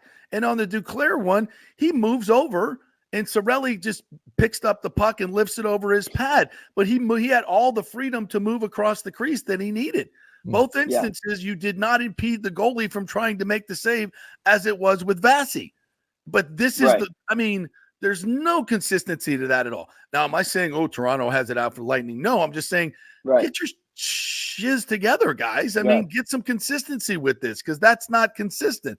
And those are two huge goals in a game 5 that if it goes the other way, it's coming back for game 6. Now, look, the Panthers were the better team by a margin, not a large margin, but better. They were great on the penalty kill, but the Lightning, every game was either tied or they were down 1 going into the third. It's not like this was some blowout series. Those stupid calls mattered, like big time. They did, and here's my perspective on the calls, right or wrong. The calls happen, so it's a bad luck for the team. At the time, anyone watching the game itself knows that it impacted that stretch of the game and probably impacts the rest of the game. Who knows? The unforgivable thing for me was the Lightning power play, and they get a face-off in their own end because they've screwed it up already. They lose that face-off and give a clean look for a shorthanded goal. That is terrible to me. Terrible. The goaltender interference will always stick out for that, but that's that. If you want to pick a moment, I think they lost the game. I think they lost the game on that goal. I think they made it 3-1 at that point. And then it became then you're chasing the clock. And once it was 4-1, it was just about 9 minutes to go in the third period. And I'm sitting in the sports office working, and I'm yelling at my TV. I'm like, well, you pull this guy in the middle of the season with 10 minutes to go. Your season's now on the line. Just pull him. You waited another 2 minutes to pull him. Like, pull him now. You're down 4-1. Yeah. Who cares if it's 10-1 at that point? It was about to be 10-1. Yeah. Well, if they kept going empty netters, it might have been. But yeah. Right. So yeah, I don't think I think when it was after the first empty netter, both teams just kind of wanted to finish it out. They weren't even touching each other at that point. It was just, let's just get out of here. So, but Agreed. those the two calls did impact the immediate part of that game, because if the score is tied, we could always say coulda, woulda, shoulda, but if the score is tied at a certain point in the game is definitely different. And I think the end result is this. That's that team. I think the Panthers is going to win the cup, or they're going to go deep. They were in the final last year. Mm-hmm. They're one of the top 4 teams in the league. The Lightning played with them. They weren't blown out like the Caps were. Or they you see some of these other series, it's like that team doesn't even belong. The Lightning are right there. You don't blow this thing. I hear people say, "Oh, blow it all up, get rid of everybody, sell the farm, rebuild." I'm like, no. Right. You still got one of the best cores in the league. The window is still very much open. You just got to go find some other pieces and stay healthy, and you got a shot. You got a shot. It's the realistic approach for me is, the Lightning. Lightning have this resume and track record in the last decade. They have to be humble enough right now to say, how can we beat the Panthers in a series? Entering this summer, when you're going to build your team, get your philosophy and enter training camp, how can you beat the Panthers and get to round 2? And then you got to look beyond round 2, what's out there. You can't say, "Oh, we won 2 cups. We've been there. No. We know this." You're right. If you could beat the Panthers, you can beat anybody. So zero in on that. Figure out how to do that in a Great playoff point. series. And I think the Lightning are right back in the mix to make a deeper run in the playoffs. So got to be. It's for Lightning fans. It's a humbling experience, and it's what makes those 3 runs to the final so amazing. You got to appreciate them, but you got to hope that your executives do the right decisions to get to that next level. You're back to step 1. So like you said, Kuch, Point, Sergachev, Vazzy. I mean, can these guys get past the first round of the playoffs? I think they can. They can. If they've got. If they'd had Boston this year, they would have. But yeah, I don't think Boston's beating Florida, buddy. No, Florida's gonna motor. Boston tanked for a reason, and that was a good move for them. Yeah, exactly. So. All right, Dan. Before you go, I got one more thing I have to say about. Well, I want to get your take on the Rays. I'm done with Jose. I'm done with Jose Siri. I'm done with Jose Siri. Get off my team. Get off my team. Did he pimp it yesterday? Did Peralta? That ball as soon as he pimps everything. He pimps every pop up. For God's sakes, I wasn't even mad at yesterday. I'm just sick of I'm sick of the loafing. You know what has infected this team is it's like show off. Let's see. Let's pimp. Let's show off. Let's worry about our uniforms. Let's worry about what we look like. Let's worry about our jewelry. Let's worry about our socks. How about you worry about hitting a freaking curveball? How about you worry about that? How about you worry about hustling to first base? How about you worry about hustling in center field? How about you worry about that stuff? I think the culture of this team has gone from being maniacal about the details to being, a bunch of guys that want to show off and see how pretty they look. I'm done with it. And Siri's the worst offender in my opinion. I listened to Kevin Cash's comments after the game because I wanted to get his reaction to the punches being thrown, and he came out and said that the Freddie Peralta, the first pitcher, was ejected. Didn't like the posing after the home run and all that. And I thought to myself, you tell these guys to be themselves. Right. Which I think is good because you have so many diverse personalities in a room, that when it becomes harmful to the team, is there not a discussion that's being had behind closed doors? Maybe there is. I'm not ripping Kevin Cash. Maybe he gave Siri hell last night in the office. But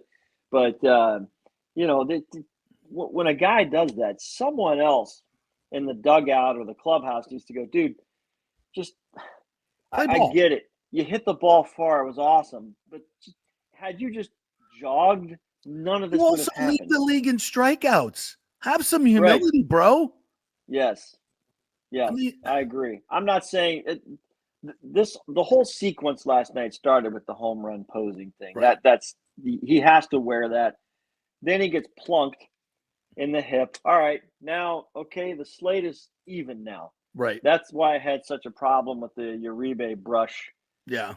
And then whatever words were said, but then Uribe throws the first punch. Now he has baited Siri into throwing punches. Who knows what's going to come out of that? I haven't heard anything yet. But that to me is strike two, hurting your team, getting goaded into this this whatever the baseball fight. Our baseball fight's awesome.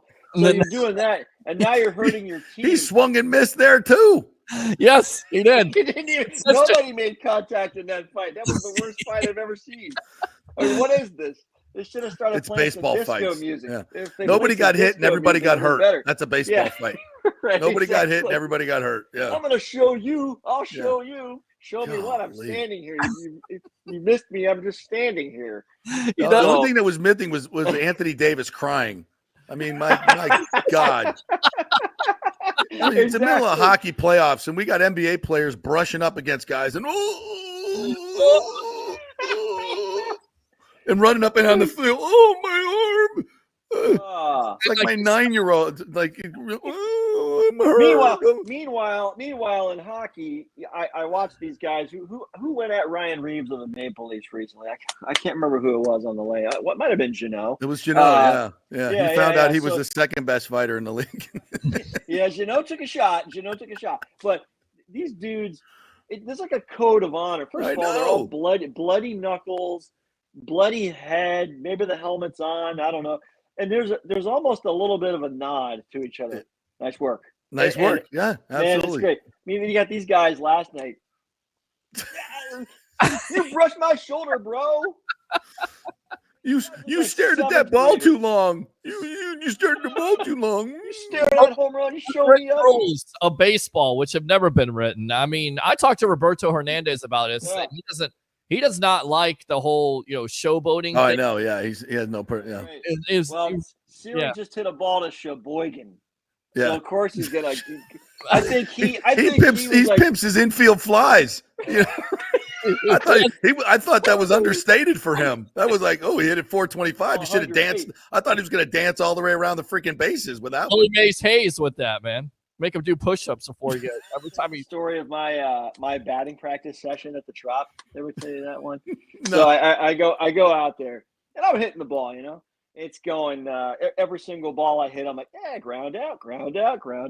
And so they gave me a couple little tips, and then I start making contact, and so it felt good.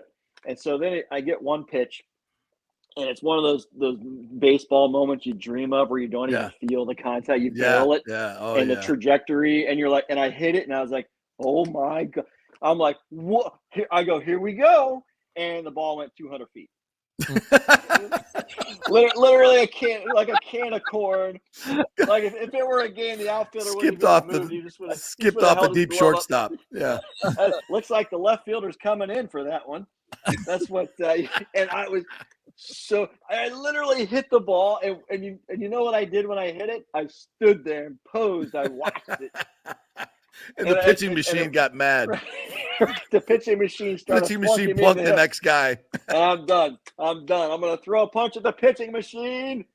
Here it comes. Siri to have a fight with the pitching machine and swing and miss again. And miss the pitching machine. Oh my God. Yeah. All right. Well, the Rays are cooked. I don't know what's going to happen today. Yeah, the Rays they're are not cooked. in a good way right now. Not in a good way. Baseball is one of those games though where you just play yourself through it and play yourself out of it. So if they have a pretty good June, which was their death last year, we'll turn the page. But it's just when the pitching is on, they're not hitting. When they're hitting balls, they're giving up 6-7 runs a game. It's just not in sync right now. And you look around baseball, if you look at the standings right now, there are some bad teams. There are very bad teams. Yeah, the White Sox who just swept us. Yeah, who just swept them. The Marlins, even the Angels have a really piss poor record. Yeah.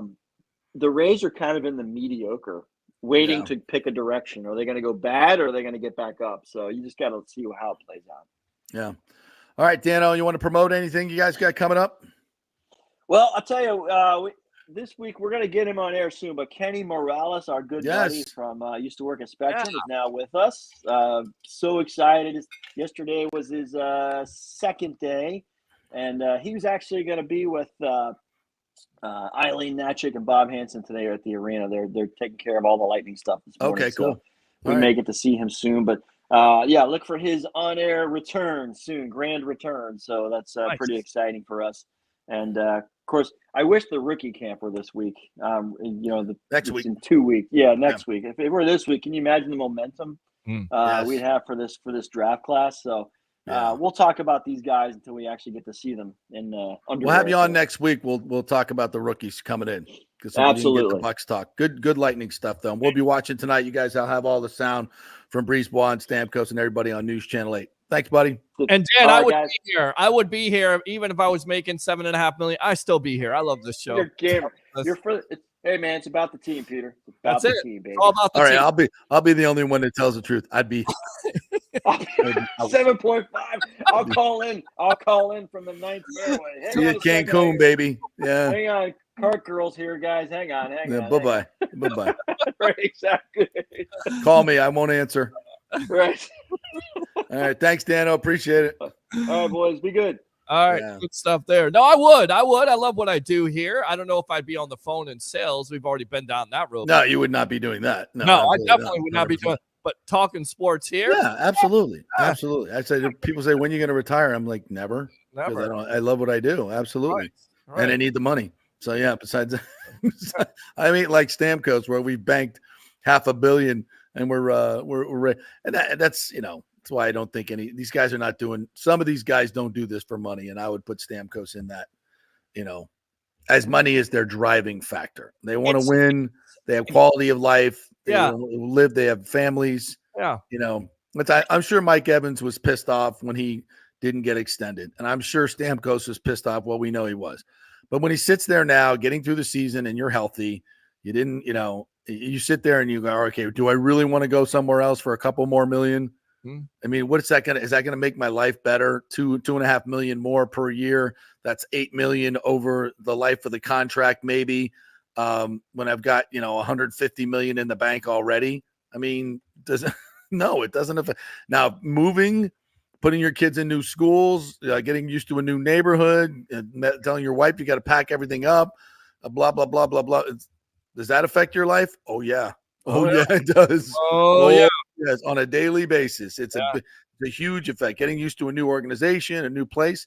Is there something exciting about the new stuff? Yeah.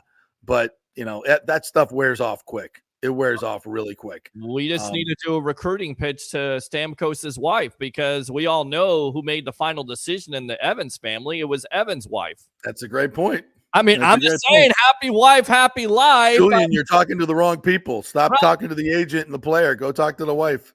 It's But the she's same exact she's already on his. You think she's going? Let's get the hell out of here. No. Who wants to leave here, even though the rent prices are out of control and gas? I mean, it's beautiful weather. Look outside right now. I mean, and by the way, the the other thing that's great about living in Tampa Bay, we don't put up with any of the nonsense on campus. That's right. None of that nonsense on campus. Right. We protect our students who want to go to school. Wow. That's who we protect. Shout out to Hillsborough County Sheriff's Office. Shout out to Ron DeSantis. Shout out to all those people that keep law and order in this state. And when you want to block kids from going to school, you want to intimidate kids from going to school that they pay for, you want to demand food be brought to you, you want to take hostages. You know what you're going to be met with in Tampa Bay, in Hillsborough County at USF? Tear gas. Get the hell out of here. You want to have a peaceful protest? That's all good. That's all good. You want to have a peaceful protest? We're all for it. We need more of it.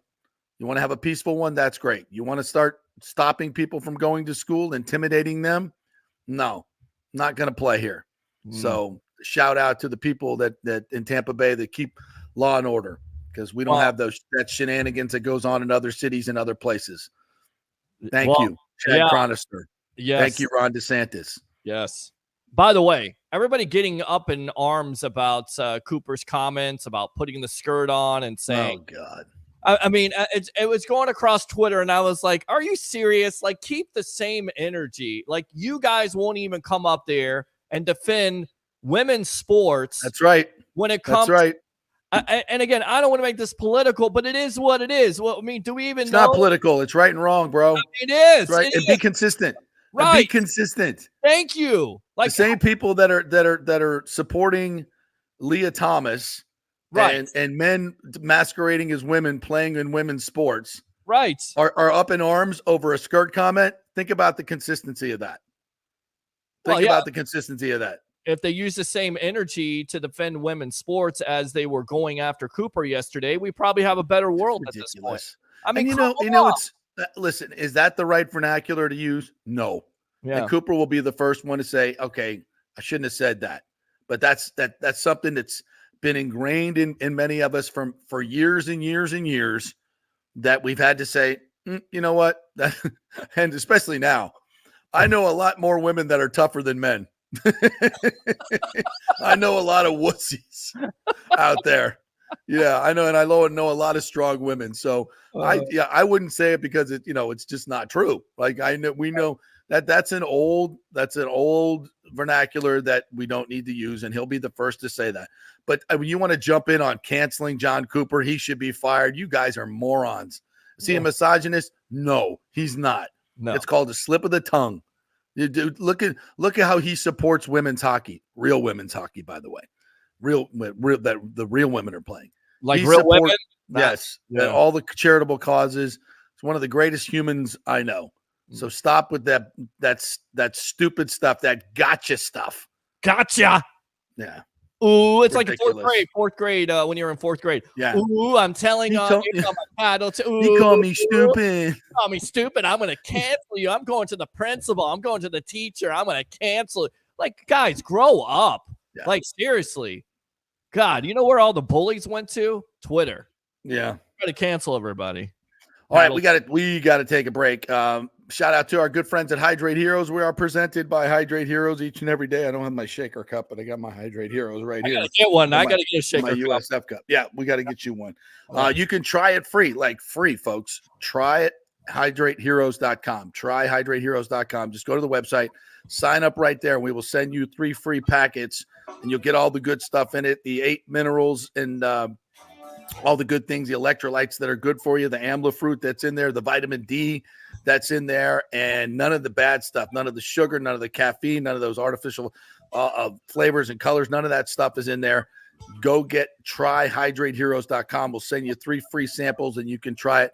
Less than $1 a serving, way better than those heavy sugar drinks for hydration. Keep healthy and get the benefits, 8 times the benefits with Hydrate Heroes. Try HydrateHeroes.com. Back in 3. Stay with us.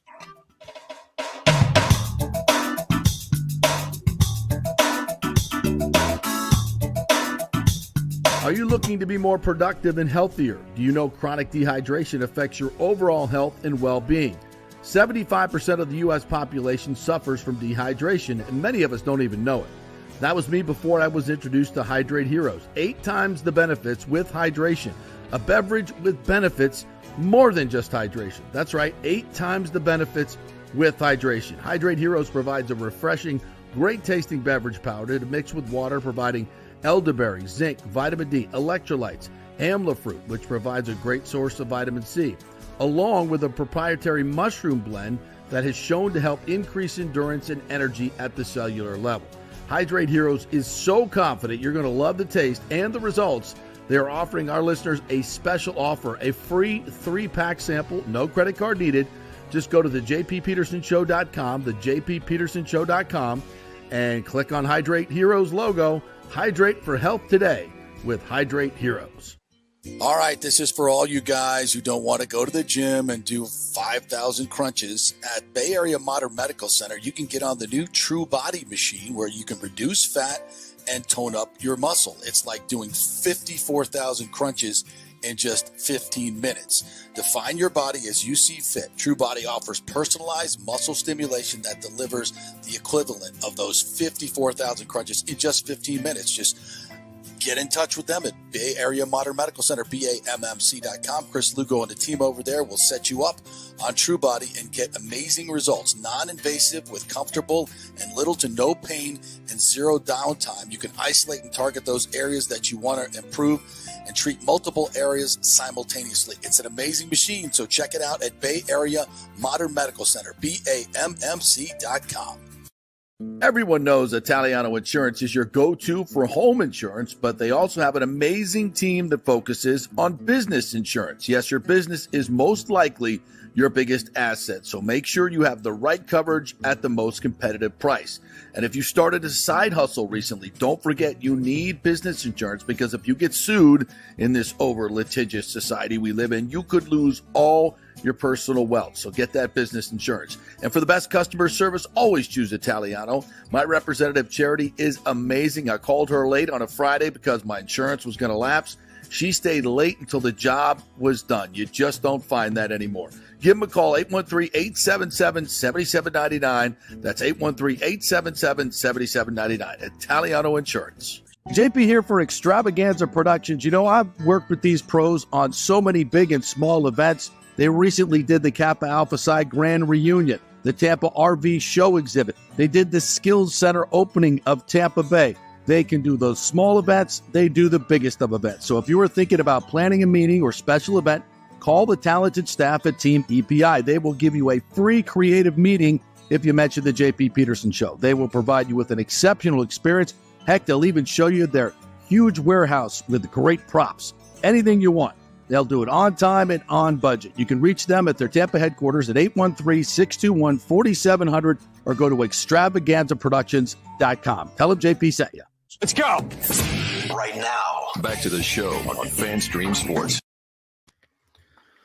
All right, welcome back to the JP Peterson Show, brought to you by the great folks at the Jeeves Law Group and Extravaganza Productions. If you have an event coming up, whether it's a charity event, a big birthday coming up, you want to spice it up with some really cool props and have the professionals do it for you, it's extravaganzaproductions.com. Much cheaper than you would think, folks. Get a creative meeting, a free creative meeting. Just call them up, email them, say, I want to come in and talk about this event I have, and maybe you can give me some ideas. Doesn't cost you a dime, and they'll give you a budget, all that good stuff, and they'll come in on time and on budget, and you'll have a great event. So stop trying to do all this stuff yourself. Give it to the experts, and that's extravaganzaproductions.com. Go see them. Tell them JP sent you, please. All right, got to mention this, bro. Mm-hmm. The rooster, Marcus Outson, has passed away. Yes. I run into him all the time in Tampa resident, great family man, got a great family, passed away yesterday, I believe. Barry Smith had it up on his Facebook today, fellow Noel. So yeah, he was the guy that beat Florida, came off the bench when Chris Wenke had his neck injury in 99, I believe. Mm-hmm. They had to beat Florida to go to the national championship game. And he did it. He did it with a late touchdown pass that went through the hands of a Gator. I'm trying to remember who that was. Mm-hmm. One of you Knowles will remind me. But great dude. I ran into him. He's a fixture at events in Tampa, and just a super, super young man, and just taken way, way too early. So rest in peace, Marcus Outson, the Rooster. Will go down in Florida State history as one of the great personalities too. What a great dude. Just super bubbly. Everywhere you went, and you saw him, he was like, "Hey, JP, what's up?" And just one of the great ones. And just so Too sad soon, to hear that. Too soon again. I got to read this. Browns are reportedly, the Cleveland Browns are asking taxpayers to fund, get this, you're going to love this, half of a $2.4 billion new stadium with $1 billion in upgrades to a current stadium, the Cleveland Browns. So once again, professional teams asking the public for half of the money to build their own stadium, $2.4 billion, which consequently is possibly the new stadium that could be built by Stu and the Rays there in St. Pete. Your thoughts? It's happening all over. Nobody has the stomach for public money, especially when it's when the deals are like the one in St. Pete, which is just a money grab. It's not, where it's all just completely one way.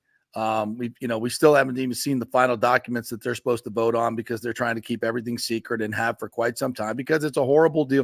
If it was a great deal for the taxpayers, they'd have been letting you know that they'd had the deal done a long time ago. It had been out in front of the county commission, but they're trying to ram this thing through. And because it's a terrible deal for taxpayers and nobody, and especially for St. Pete, I mean, I don't want to. You got New Jerseys, grit and glow, baby, grit and glow. It's all about. But it's like and the glow and $2.4 billion. Oh, when is the real cost to taxpayers? Spending and no money. You don't get any parking revenue. You don't get concession, but you get no revenue sharing whatsoever from the Rays. They just take. You're selling them $750 million worth of real estate, prime real estate for $100 million.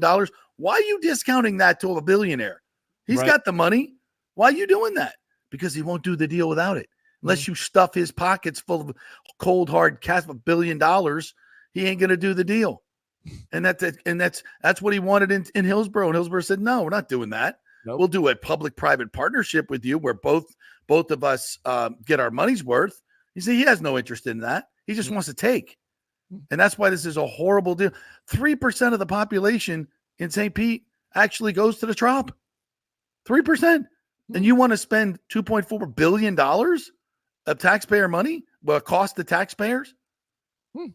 Yeah, makes sense. In a failed location, by the way. Sure. You already know it's a terrible location. Yeah. But let's do it again anyway. Let's do taxpayer. And here's the thing. If it was voted on, they're so afraid of public opinion at the city council, they wouldn't even allow a straw poll to be taken. No. In the last election, a non-binding straw poll, they voted it down because the Rays wanted it voted down because they know what the answer is going. That thing would have come back 80% negative, just like the League of Women Voters one did. Now the Rays are putting out some sponsored poll that they did on Facebook and other places where they said, would you like to keep the Rays in St. Pete? Like that's all that's the question. Not like how much does it cost, this particular deal. None of that. They didn't ask him that. They said, oh, would you like to keep the Rays in St. Petersburg? And they're like, oh, sure. Yeah, we'd love to keep them. And don't ask what cost or anything. And they put that stupid poll out there. And then they have to sponsor it because not even the Times will, well, maybe they would, but no responsible journalist, because it's completely irrelevant. But they put it out there with the nice little headline. Oh, there's tons of public support. There's no public support for this. If you thought there was public support, why didn't you do a straw poll? Why aren't you doing a poll? Why isn't the Times doing a poll? Why isn't anybody doing a poll except the League of Women Voters? And that came back 80% negative because they actually put what the deal is in the survey questions. And once people see what it costs, they're like, no, of course not. Why would I be for that? Right. We got stuff like roads and plumbing, like actual plumbing to do. They have the $700 million need to redo all the stormwaters in St. Pete and Pinellas County. And they're going to forego that to build a baseball stadium in not forego it. That's not fair. But they're going to use this money instead to build a baseball stadium in a failed location. Yeah. Jesus. All right, what else do we going need? on with Chicago? Chicago, Cleveland. I mean, I think everybody's in the twilight zone. Like, does this happen anymore? Nah. So we didn't really go over. We kind of mentioned it with Dan, but the fight last night in the game, and of course the Rays get blown out again by the Brewers. They're just a terrible baseball team right now. They're injured, and to me though, it's just more about where we've gone with this team. I mean, think of the culture that used to exist on his team. Now you coddle this Wander Franco so much that he just has no discipline. You let him do whatever the hell he wants, and this ends up badly, of course. He was a poor teammate last year. You got Rosarena and Yandy fighting, brawling. You got Jose Siri now coming in with all his stupid shenanigans. It's like, can we get back to effing baseball? Can we get back to trying harder than the other teams, being smarter than other teams, doing the little things? I mean, like last night, a slow roller to third, and Paredes just goes right under his glove. It's just like, routine play it short, throw it in the dirt. I mean, just guys don't even, center fielder doesn't even move on a chopper. on the infield. Well, I wouldn't name a chopper, but an infield ground ball that's between defenders. Well, they'll get it. Don't worry. Oh, crap. It got through. I guess I better run and get it now. It's just little league stuff, bro. They get thrown out on the bases right and left. They're not even playing smart baseball. The culture of this team has completely deteriorated. And that's, to me, I know they got a lot of injuries, but they just don't play good baseball anymore. It's sloppy. It's boring.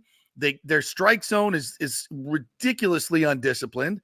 They swing at terrible pitches and let perfect pitches go by. It's just it's a dumb baseball team. It's a lazy baseball team. It's a lack of fundamentals baseball team. Last night, Tyler Alexander's a left-handed pitcher. He can't even keep guys on. No. You're a lefty. And Brian Anderson was saying it without saying it.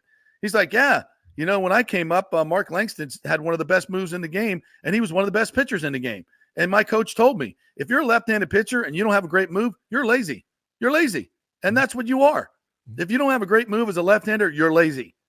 And they're just running all over the Rays last night like it's nothing on a left-hander. That's what Major League Baseball has done to the Rays. They are terrible at throwing out runners. Major League Baseball. It's the Rays suck. And, right. and there's no attention to detail. It doesn't look like a Kevin Cash managed team to me. I don't know where the hell their fundamentals have gone, but it's bad. And I tell you right now, anytime you see that effort from Siri, like you did on Saturday night where you benched him, that's what you need to continue to do to every player. Get rid of him. Get rid of him. What good is he? I mean, what good is he? He can't hit his weight. He can't hit. He's a distraction. He's more worried about the color of his hair and his jewelry than he is playing center field. Cisco. He's trying to do the song. You don't need that stuff, man. It's like get back to playing baseball. You feel me? Yeah, I agree. No, I completely agree. And I think it's the Wander Franco situation. I think it also stems from maybe getting rid of players on this team like a Tyler Glass now. Everybody's like, well, they can replace them. It's okay. You got too many injuries. You don't have enough talent. And then on top of it, you have all these distractions on this. I mean, we got to get rid of Kevin Kiermaier because he's overpaid, and we got to get rid of him. Yeah, okay. Yeah, for Jose Siri. Why? Because he's cheaper. Yeah, that's the only reason you get rid of Kevin Kiermaier, because he's cheaper. You had a fan favorite who could have been a Devil Ray for life, a Ray for life, right? Probably would have taken less money to stay, and you get rid of him for Jose Siri. That's the Rays way right there. I mean, he did hit over 20 home runs last year, but now it looks like he's going to strike out over 130 times. I mean, it's ridiculous. He has no plate discipline at all. And then on top of it, when he's out in the field, and I try to calm fans down on social media, but all they say all the time is this guy is just loafing out there like he is a showboat. And there is a reason why you got him in the trade in the first place. There's a reason why the Astros, which, by the way, they're not killing it right now, we're wanting to get rid of him in the first place. There's a reason why they trade players. It's not always in the Rays' favor. It's not. Yep. And this clearly shows it. So, well, listen, great job, Peter. Appreciate you. We were on Instagram today. We appreciate all you folks watching on Instagram. Make sure you comment in there. We'll shout you out. Shout out to Michael Rhodes, who was watching today. Cowbell Max, I saw your name on here. So we just keep reaching out, getting more and more viewers and listeners. We appreciate you guys. We can't do what we do without you. So we love you. We thank you and appreciate you supporting the show. Please support all of our great sponsors, the Jeeves Law Group, Bay Area Modern Medical Center, Italiano Insurance, the Golden Diamond Source. Did you flip this over today? No? Let's flip that over. Flip what over? To the other overlay. No, not that one. Hold on. That one. There you go. Okay. Extravaganza Productions, American Mortgage Service, Synovus Bank, and the Geddes Gordon Group. We thank you all. And, of course, our great friends at Hydrate Heroes. Have a great day, everybody. We will be back tomorrow with more fun and frivolity. See you then.